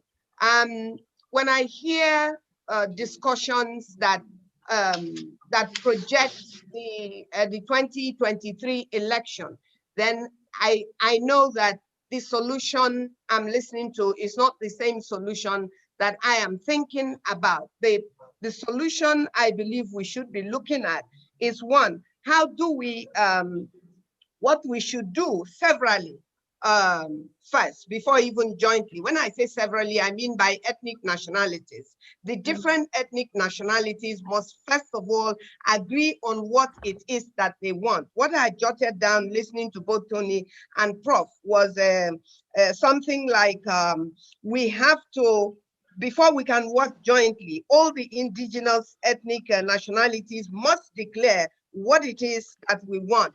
There is no longer a secret where we're no longer at the time where we're going to be secretive about anything. We don't have the time to be secretive. We have to listen to the Yorubas. What do the Yorubas want?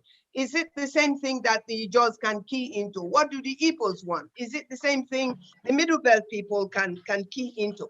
We have to be able to work towards in that direction. I speak today, this evening, as the convener of the Niger Delta Self-Determination Movement. I'm very aware of what this new organization that Prof and Tony are collectively heading. And I also know that some of my brothers signed the documents that they are referring to, and I fully support them, even though I did not sign the document. But where I'm going with this is simply this, that, for instance, take the Ijaws, for instance. We're spread over the Niger Delta, and we come in 3 zones, and we come in clans. Now, whatever is agreed by Ijaws in, say, Delta State, as much as it is in the interest of the Ijaws, it will be accepted by Ijaws. But then what will be decided in River State will be different by what have been decided by the Ijaws in Delta State. So this is the type of system, nationalities that we have. When my brother was asking a question here, he was talking about what is happening in Olu today. Look, in Alandibo, there are many groups. In Ijoland, there are many groups. When I joined the struggle, what we had was the Kayama Declaration.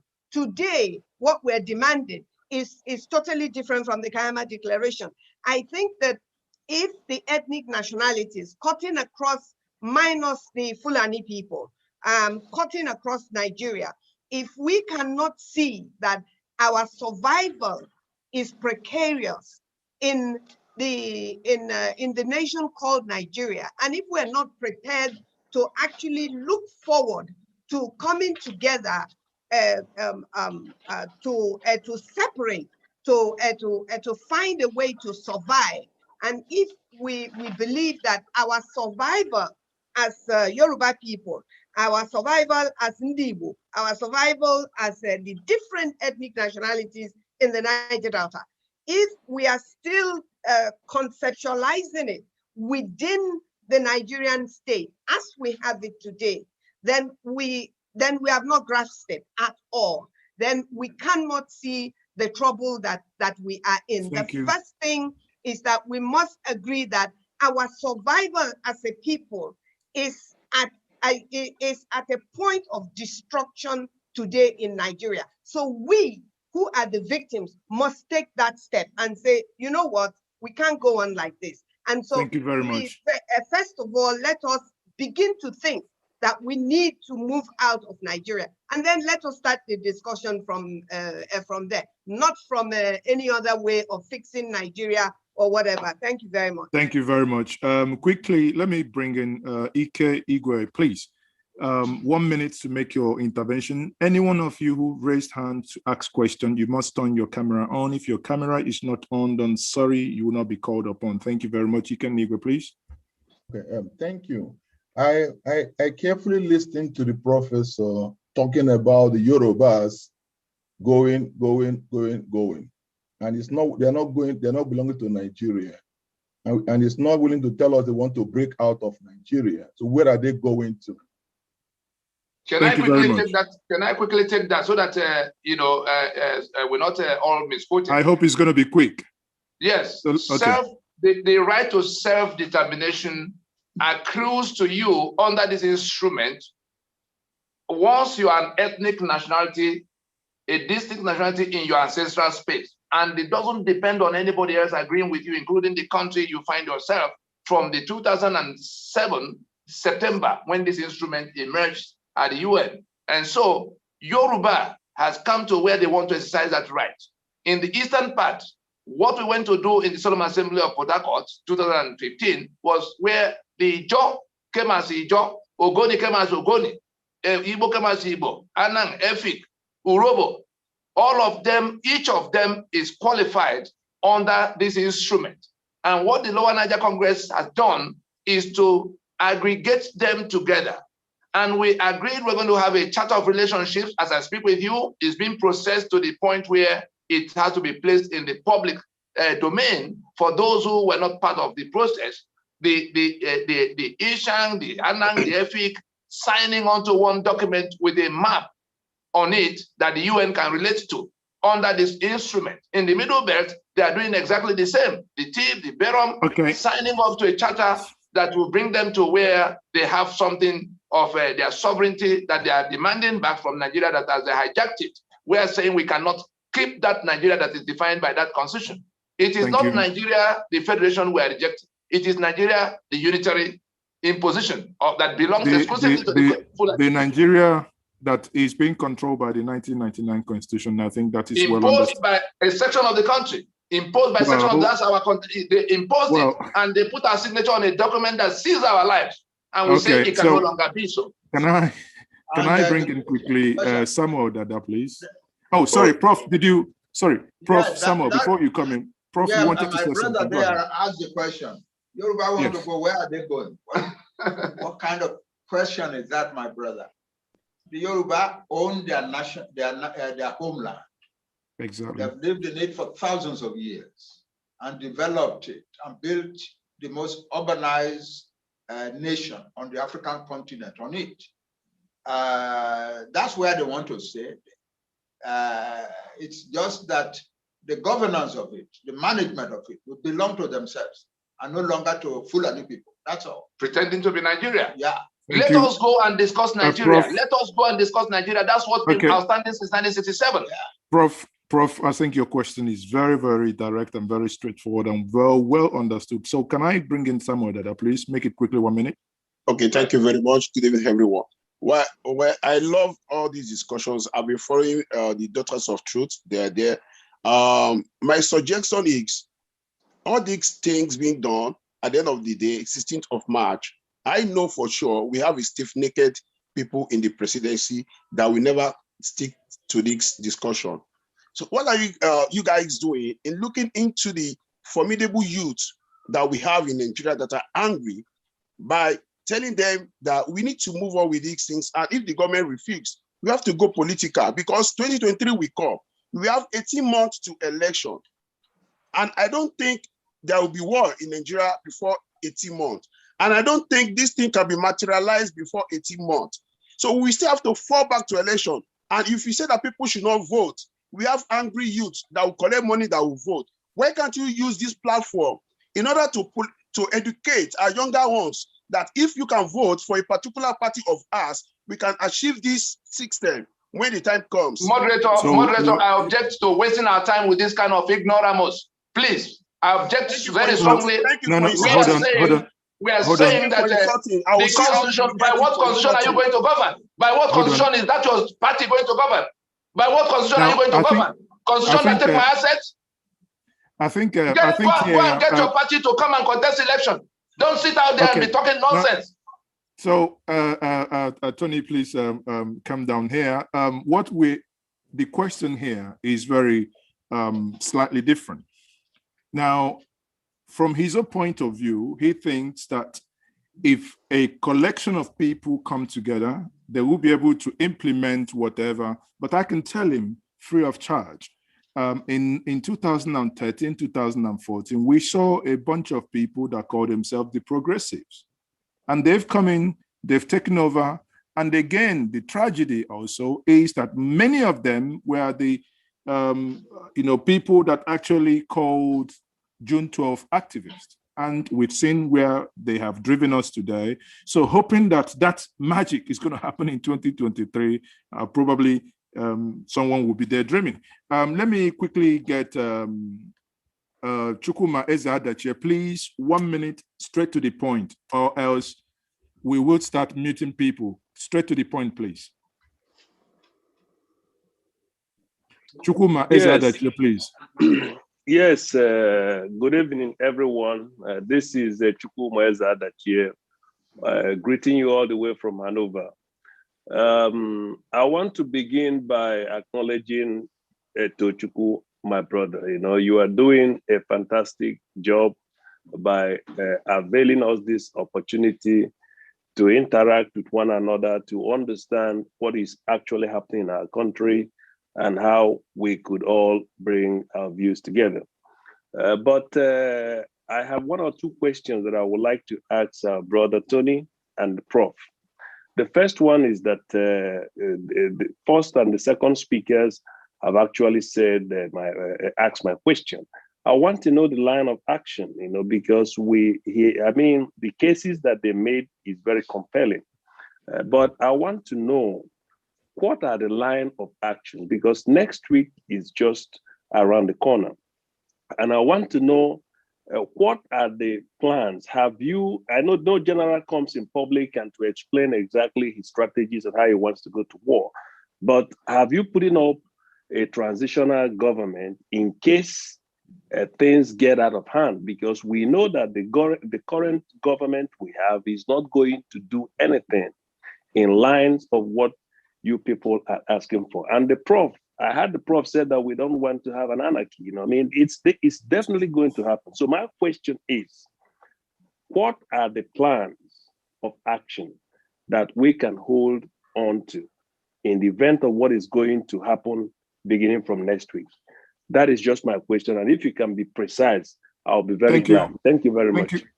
Thank you very much. On behalf of the Alliance, our request to our people at this time is to please go and read that proclamation.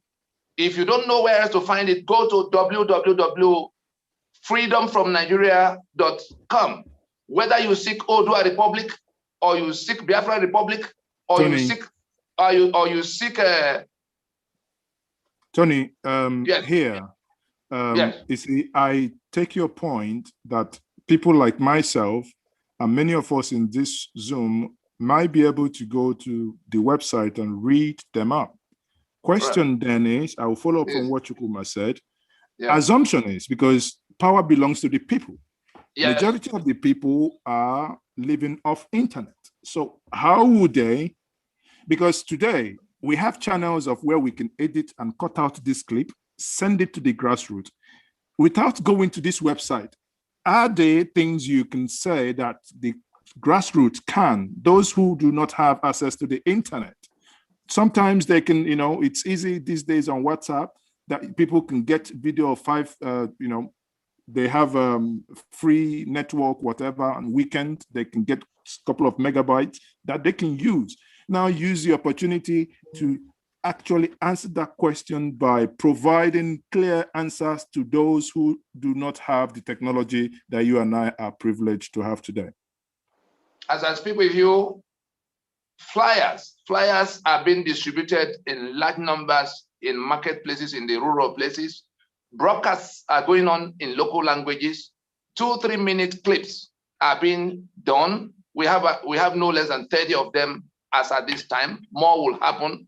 All of those who want to come out from this bondage everywhere they are on the face of the world are being invited at this moment to please, because they have to join. It can't be 100 people or 200 people that will reach out to 150 million people when everybody, say they want out of that bondage. All of those who want, that's why we're talking about those who want Biafra, those who want Odua Republic, those who want resource control in the Niger Delta, those who want an end to the killings that are happening in the Middle Belt, all of what regional autonomy, call it whatever, good governance, electricity. If you want any of all this, we have a clear plan for how it will be done. Your task is to join in going to take the materials that are being circulated massively everywhere and spread to people in your own network. We plead with you because it is a cheaper task to do than to go to buy AK-47. And then bear in mind that you're also going to be invited to join in asking the political parties to close shop at this time, because they're only dragging us to the renewal of the life of that constitution. And those whose eyes are opening now to the fact that that constitution is the reason they are being killed. That constitution is the reason their assets are being detained from them. They are not going to take it easy with those political gamblers that want to take them to another election under that constitution at a time so much effort is being made to take down that constitution and go into an orderly process. Thank you. We need to quickly round up here. Let me take Dr. Maurice Okoli, sorry. Dr. Maurice.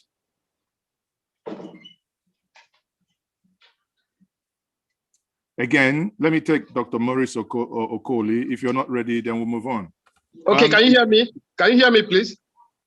Yes, we can hear you. Go ahead. 1 minute, please. Good evening, everyone. What I want to say is that I want just to give an example, because this problem we're having in Nigeria, so many countries have had it. And I want to give an example with 2 countries. I live in Russia, and I go to China most often for business. I want to give an example with these 2 countries. The population of Russia is about 145 million, with 190 ethnic nationalities. 81% of the population are ethnic Russians. Only 19% are other ethnic nationalities. They had this problem. How did they solve it? They solved the problem by partitioning their country into 84 administrative regions along ethnic nationality and regions. Each region has its own constitution, national anthem, flag, that's it, parliament, and governor. One of the regions called Kazan, you should Google it, say no to the central government.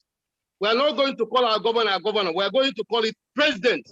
The central government says, okay, call it president. They all have maximum autonomy from the center.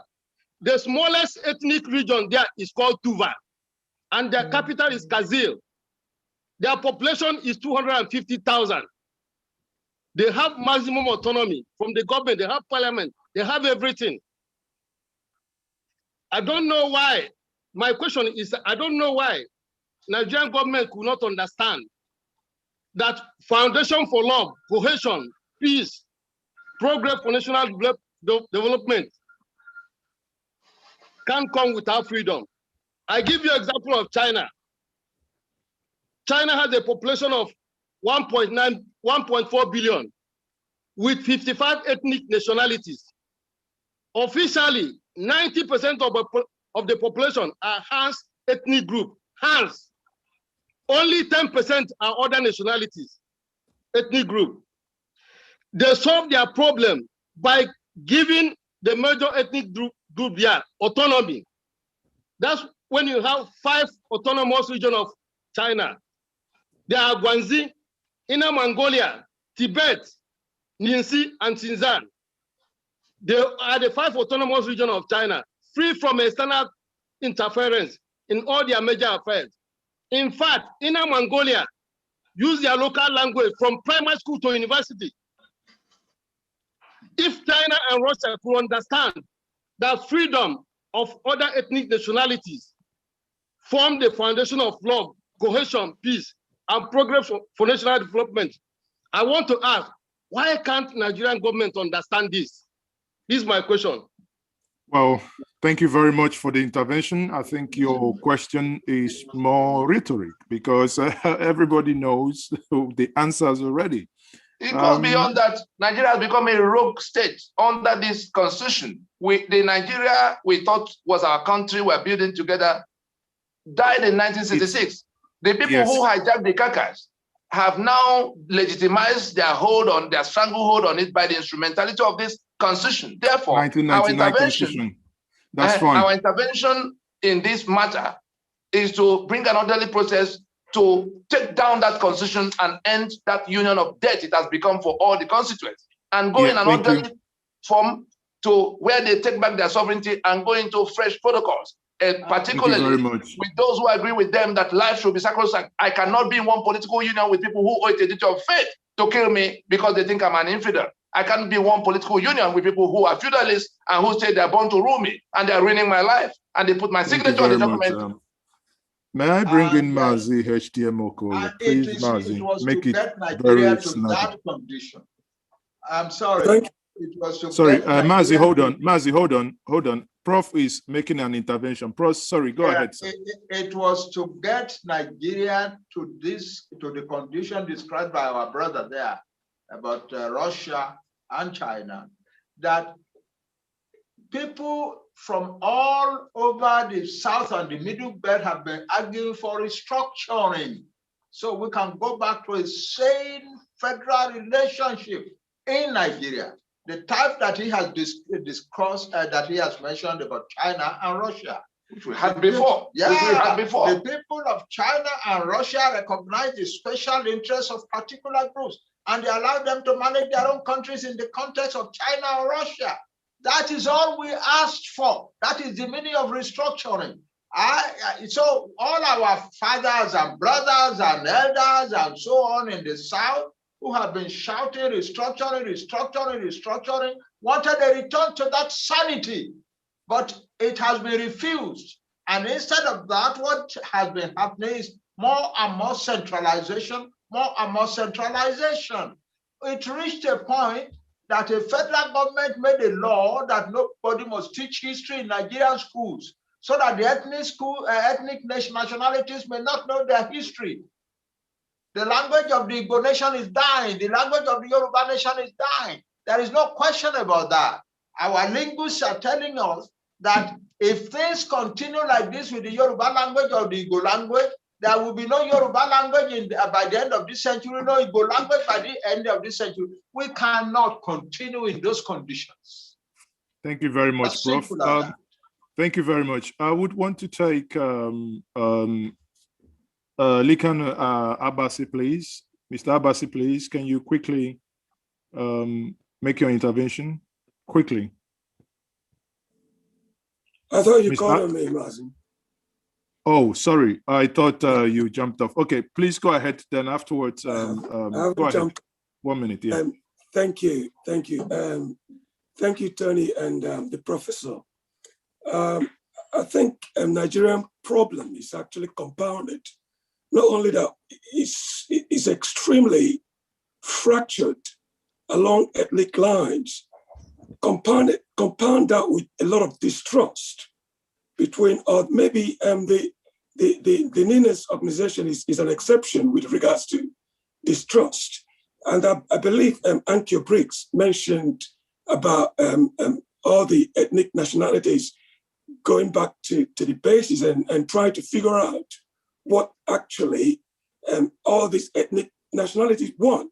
So my question is to the Professor Anthony is, don't you think that is requisite before you start pushing for this constitutional force majeure, that there should be some kind of regional, as you have partitioned it, regional maybe semblance of governance, just in case if the 90 days, come and pass, and you then declare what you wanted to declare, that there will be something that will eventually kick in.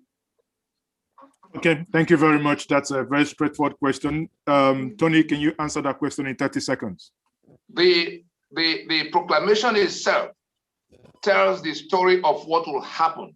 And if anybody is under the impression that Yoruba will not be able to manage their space if Nigeria that is ruining their life is pulled back for a moment, let that person go and find out where Yoruba was in 1957. That was what took us 21 years. That was what took us 21 years to get people into that level of cohesion in the places where they used to fight. If we were to, by the 16th, let us see the number of people who will be coming out. Thank you very much. I think that's you did a very fantastic job there. So can we have Abasi, please, Chief Abasi?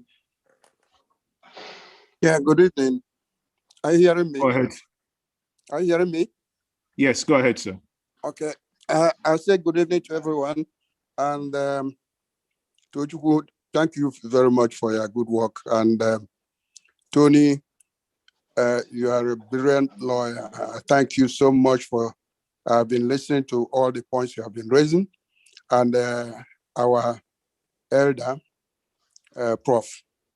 You see, my problem is the too much talk and grammar in our country. We have too many educated people with long grammar. Action is what is needed.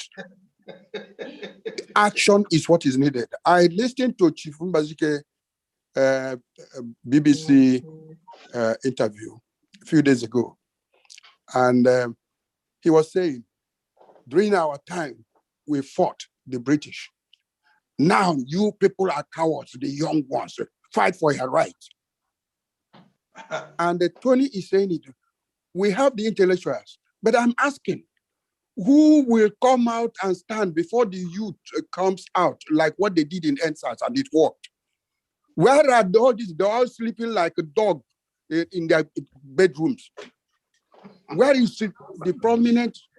Where is the prominent people? Like, if you want me, I call names. Where are they? Where are they? Not even one senator, not even one parliamentarian has ever said anything about what is happening in the South region. Thank not you. One. Thank you very much, Chief. As always, very straight to the point. So let me take the last question this evening. And it's a very well-known name as well in this struggle. I have the privilege of taking as the last question, Dr. Clifford Euro Anya. Can you kindly unmute yourself? Okay. So you can make your intervention now. You are on. Thank you, Majeure. Okay, and I observed that, you called my name carefully because I didn't take it very kindly the last time you mispronounced my name. So you were very, very careful in calling me. Thank you very much about that. All right, ladies and gentlemen, my name is Clifford Iran. Like I said, I am a member of the All Nigeria Congress and a signatory to the Constitutional Force Majeure under the Southeast. When you get there, number 9 on that list is my name. So I really know what I'm talking about. I'm not here in America, they call it blowing smoke. I'm not here to blow smoke. Let me say, I have a question for Tony, but please just give me a minute and a half for me to make my intro before I ask the question. Number one is that, let me piggyback on probably the last two people that contributed. We, like those of us, I know somebody here who is a licensed or certified professional. The majority of what you do in a project is in the planning stage. The actual work is only a small fraction of it.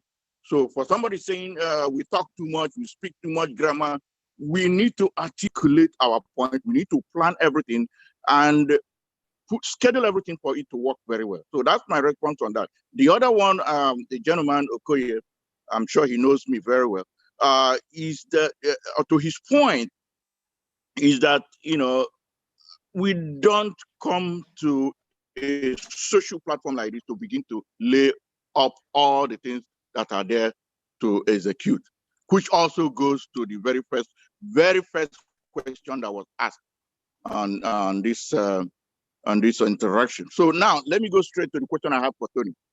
Tony, please, can you summarize or in a very very precise way differentiate between election boycott and stopping the electoral process, which is what will trigger the rest of the things? It is very important so that we educate and also enlighten those who do not know, because people are always deferring to, I think there was somebody who talked about stopping election, you know, or boycott here a few minutes ago. I was actually a little bit distracted, so I didn't get it, but I think he was talking something close to that. Can you please precisely explain this to people so that they understand the difference between boycotting election and stopping electoral processes? I know why I'm asking this question. Thank you. Thank you very much. Now we are rounding up. I would want Tony to take this question from Clifford, and while you're doing that, I would want you to also lace that answer with the next steps. What are the concrete plans that should, now we have the opportunity of over 2,000 people watching and many more that will watch later, to now tell the world what they are expecting, what they should be getting up to in the next 11 days. Right, thank you. The question of what the NINAS is talking about, our target is to take down the 1999 Constitution. It's been there 21 years. And our first point of engagement is to prevent another round of election in 2023. So it is not boycott, because boycott is at the terminal stage. There's an electoral process that begins with constituency delineation, ward days. There are all kinds of processes, that you have to do. We're saying that the journey to the next election slated for 2023 has to be stopped, halted by those who are going to suffer if this constitution is given another lease of 4 years of life by way of election in 2023 by political parties. And so we summarize this as close shop, that political parties must now be asked to close shop in the first quarter of 2021, not close to when the election is now at the terminal stage of voting. Boycott is different from shutting down the process that will lead to election. That's on the one point. The first quarter, sorry. Let me piggyback here. The first quarter of 2021 is, today is the 5th. So basically in the next 26 days, we have the Q1 ending. Yes, we're inviting our people to the urgency, those who are asking what we can do about the Fulani that are chasing them with guns, with AK-47, with the government looking the other way. The answer to that situation is in delegitimizing the presence of those you do not invite to your space, because our union is now a fraud being maintained by force. And that constitution is the mechanism by which it's happening. And we're inviting all of us to join us in stopping the mechanism by which the life of that constitution will be renewed, so that those who have been using it to do all kinds of things will know that the life of that constitution is no more. the elections that will come in 2023, the winner will govern by that constitution. Anybody going to that election is actually endorsing the killings that are going on now, endorsing the poverty that has raised Nigeria to world poverty capital, endorsing everything that we have suffered so far under that constitution, including the fuel prices that are going to increase in the days ahead. The refineries are on that exclusive list. Nothing is going to change because as long as it's locked down there, electricity is locked down there, you're not going to find any new situation than to pay more and more for the inability of, our refusal to free up those possibilities. And I will just say to our people, the task, the choice to be made is simply, we can stand up and join what is clearly on the table now that can solve this problem. If we don't, we are preserving Nigeria. That's one Nigeria that is different from Nigeria, the Federation. We are preserving it for the Fulani to fully conquer it and eliminate those who are here. And there was a point I almost missed out. There's a joint venture between the Fulani and ISIS, in which the Fulani from all over Africa will be settled in this space. This is the map behind it. This is what the US took 7 months to digest from us. That this circle you see here, this is West Africa, this is Nigeria about here, this is the Sharia belt.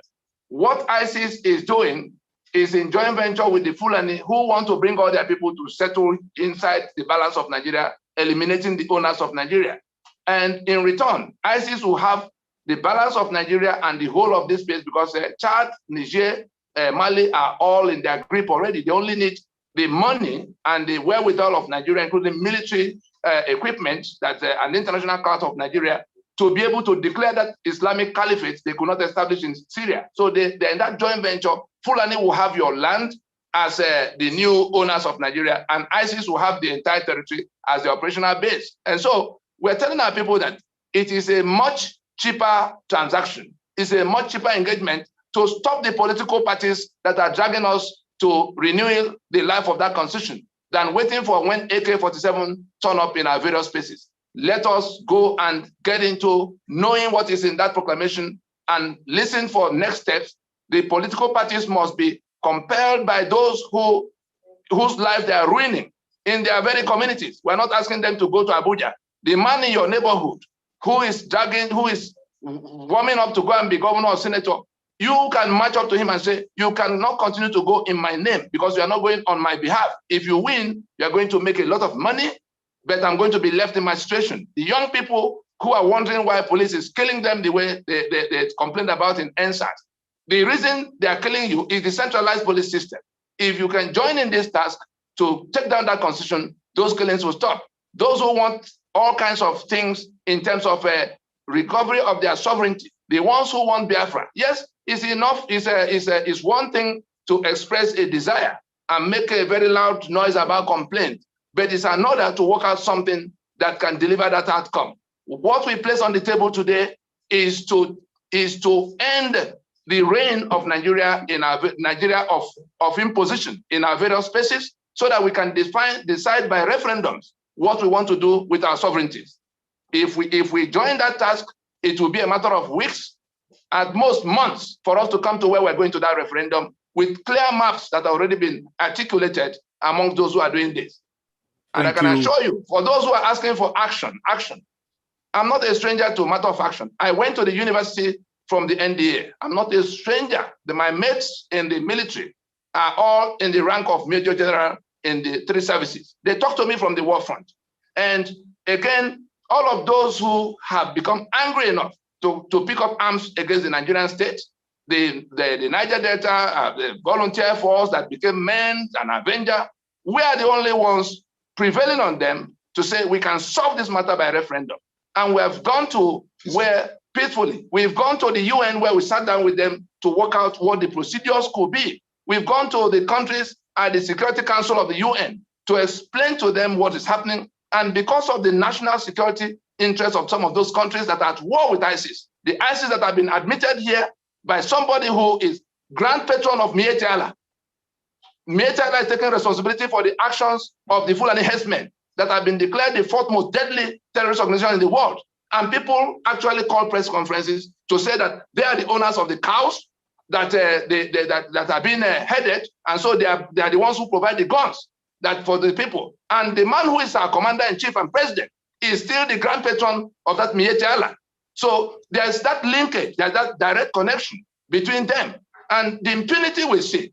When you look at what El Rufai is doing in Southern Kaduna, you look at what Bala Mohammed is saying, you have seen Gumi now, Sheikh Gumi is coming out to tell us all kinds of folk tales about how we must now absorb all those people and begin to pay them, the amnesty, all kinds of, our lives are at stake. And if anybody thinks it's politics of PDP and APC, the person we pray that they don't learn it from the mob. We are the ones standing between what that angry mob can do and what can be done differently. We say, let us go through this process. It's come a long way. It has international buy-in. Let us go that way. But if these few people who have become the regional renegades that gather in Abuja, the refuge camp called Abuja, if they think they have become stronger than all of us, I can only wish them good luck.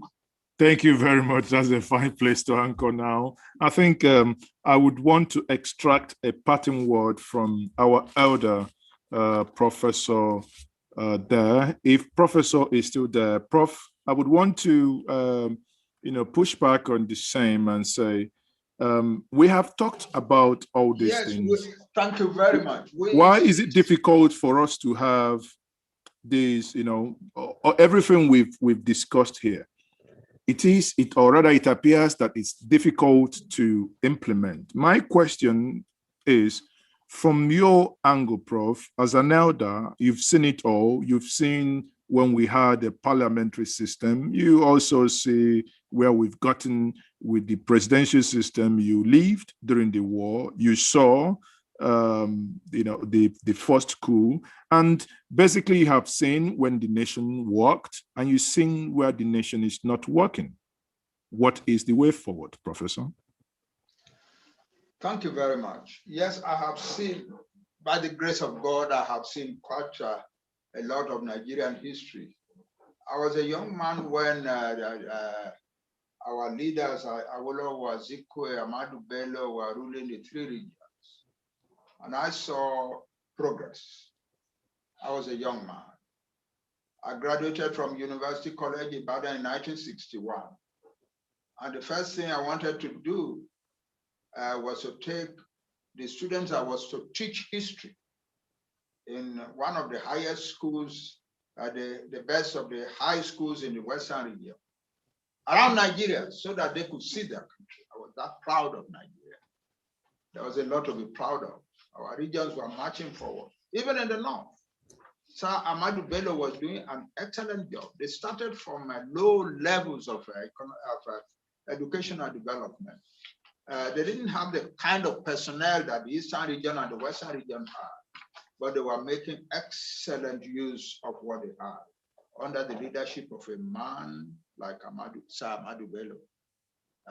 When I took my crowd of young boys, about 22 of them, we traveled from the Western region through Ilorin to Jeba, and then to Kaduna and Kano.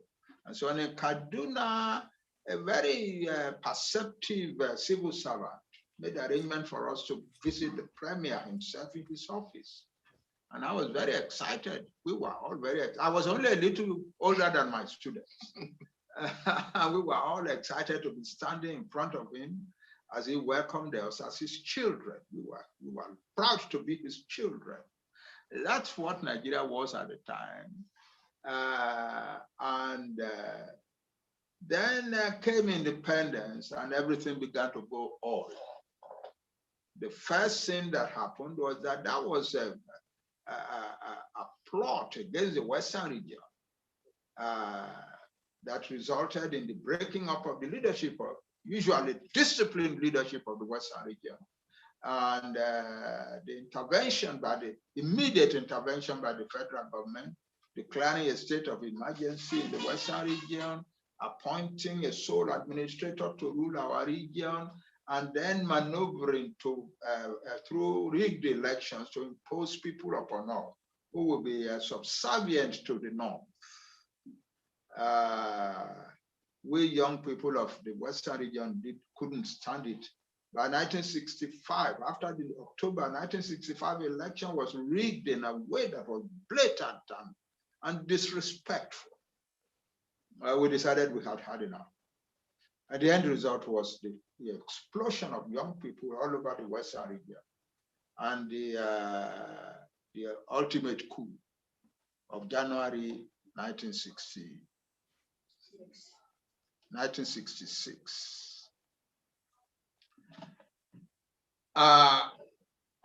We can go on forever blaming the military for introducing centralism. We were a federation, the military, etc., etc. But the truth of the matter is that a section of the country saw an advantage in that centralizing direction, and they have allied themselves to it. They have taken it to the uttermost, constitution after constitution, increasing the federal power more and more, denuding the authority of the regions, cutting the regions into small fragments that are today dependent on federal doles. That's the situation.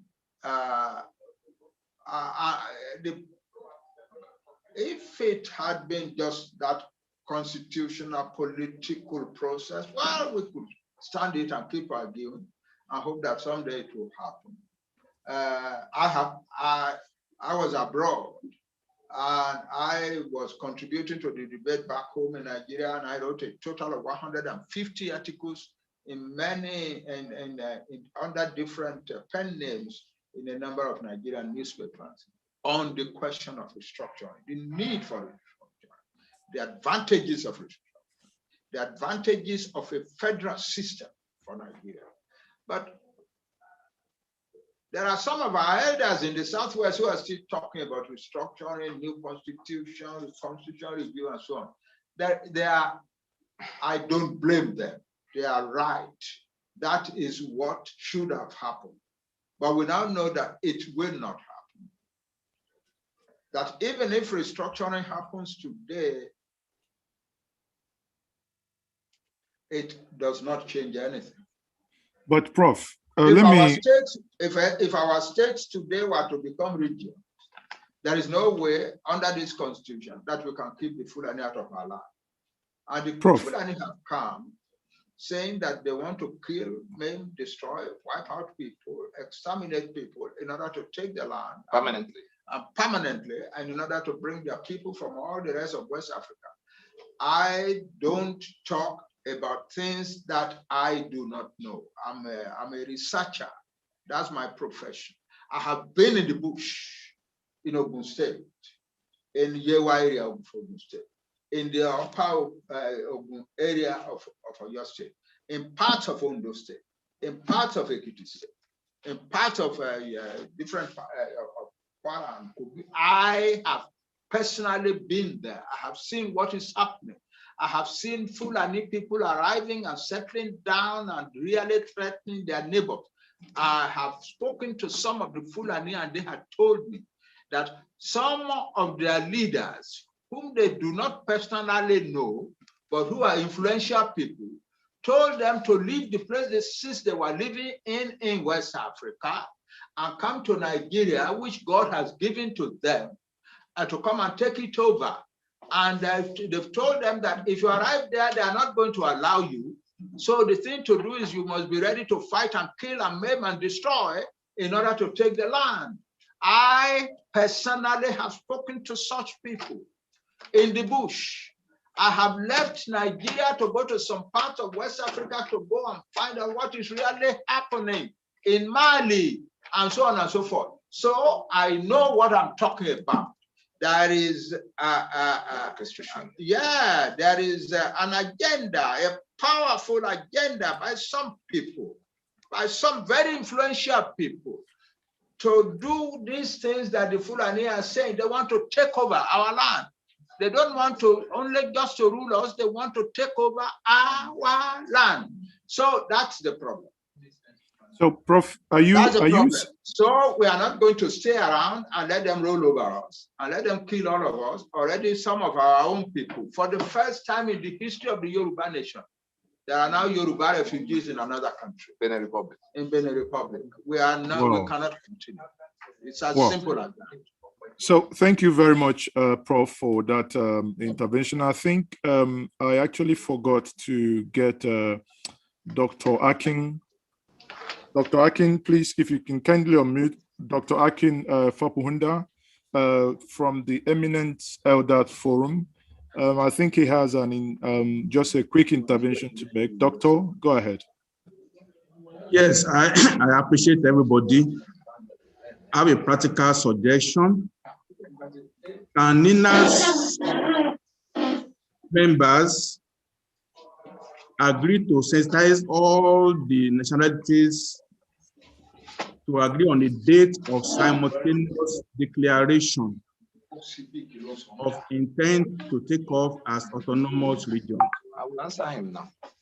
Beyond next week's expiration, we can give a further 3 months notice for every nationality that wants to be self-determined to announce their intent to act.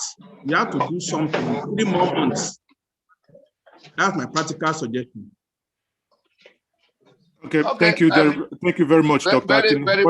But hold on, before you intervene.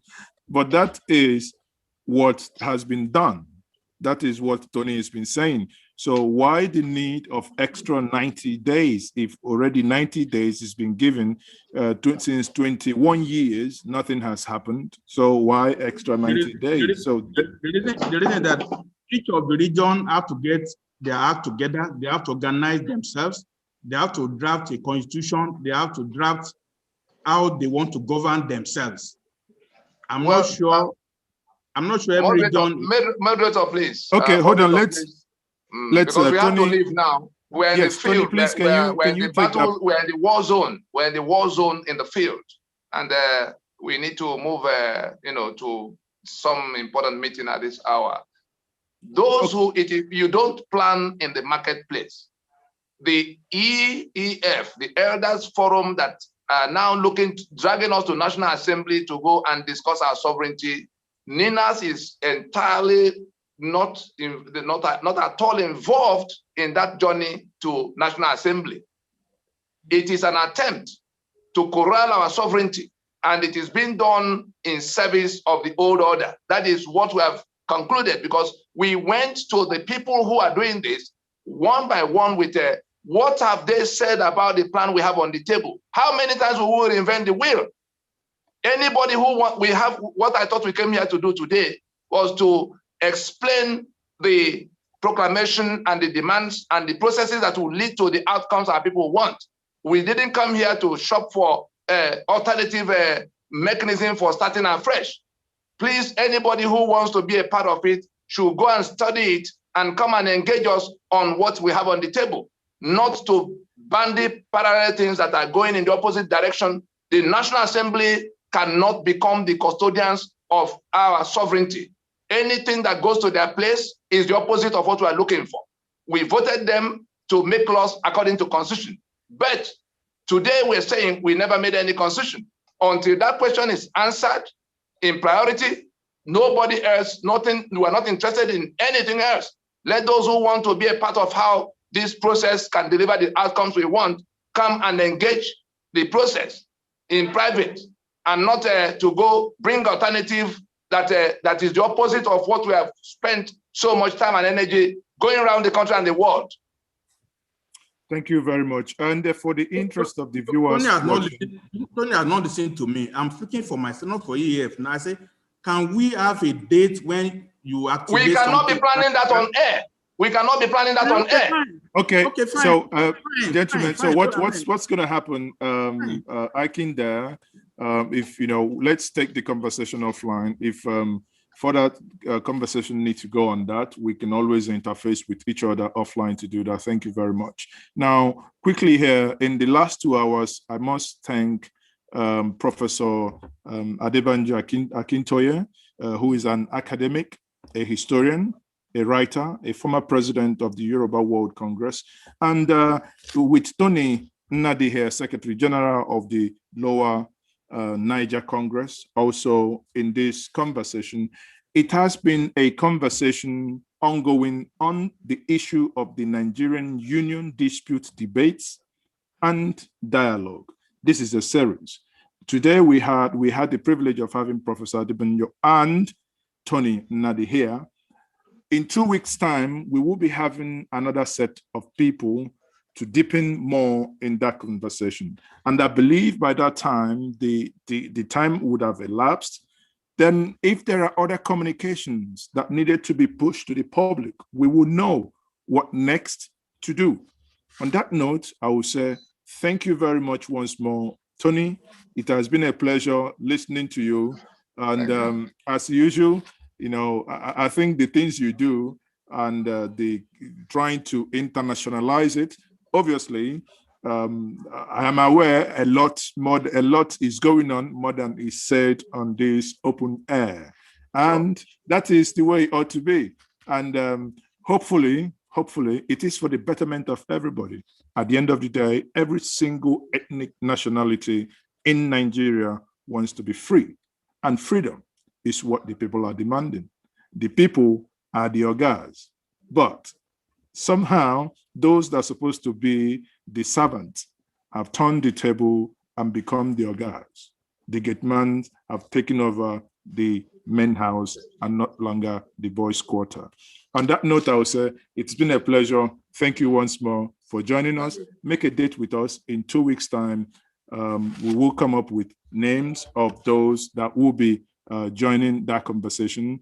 And for those of you who may wish, again, for tomorrow, I will be having for Sunday, I will be having a conversation with a Nigerian author relatively towards the same topic. The topic is going to be Nigerian structure going back to the Lancaster House Agreement.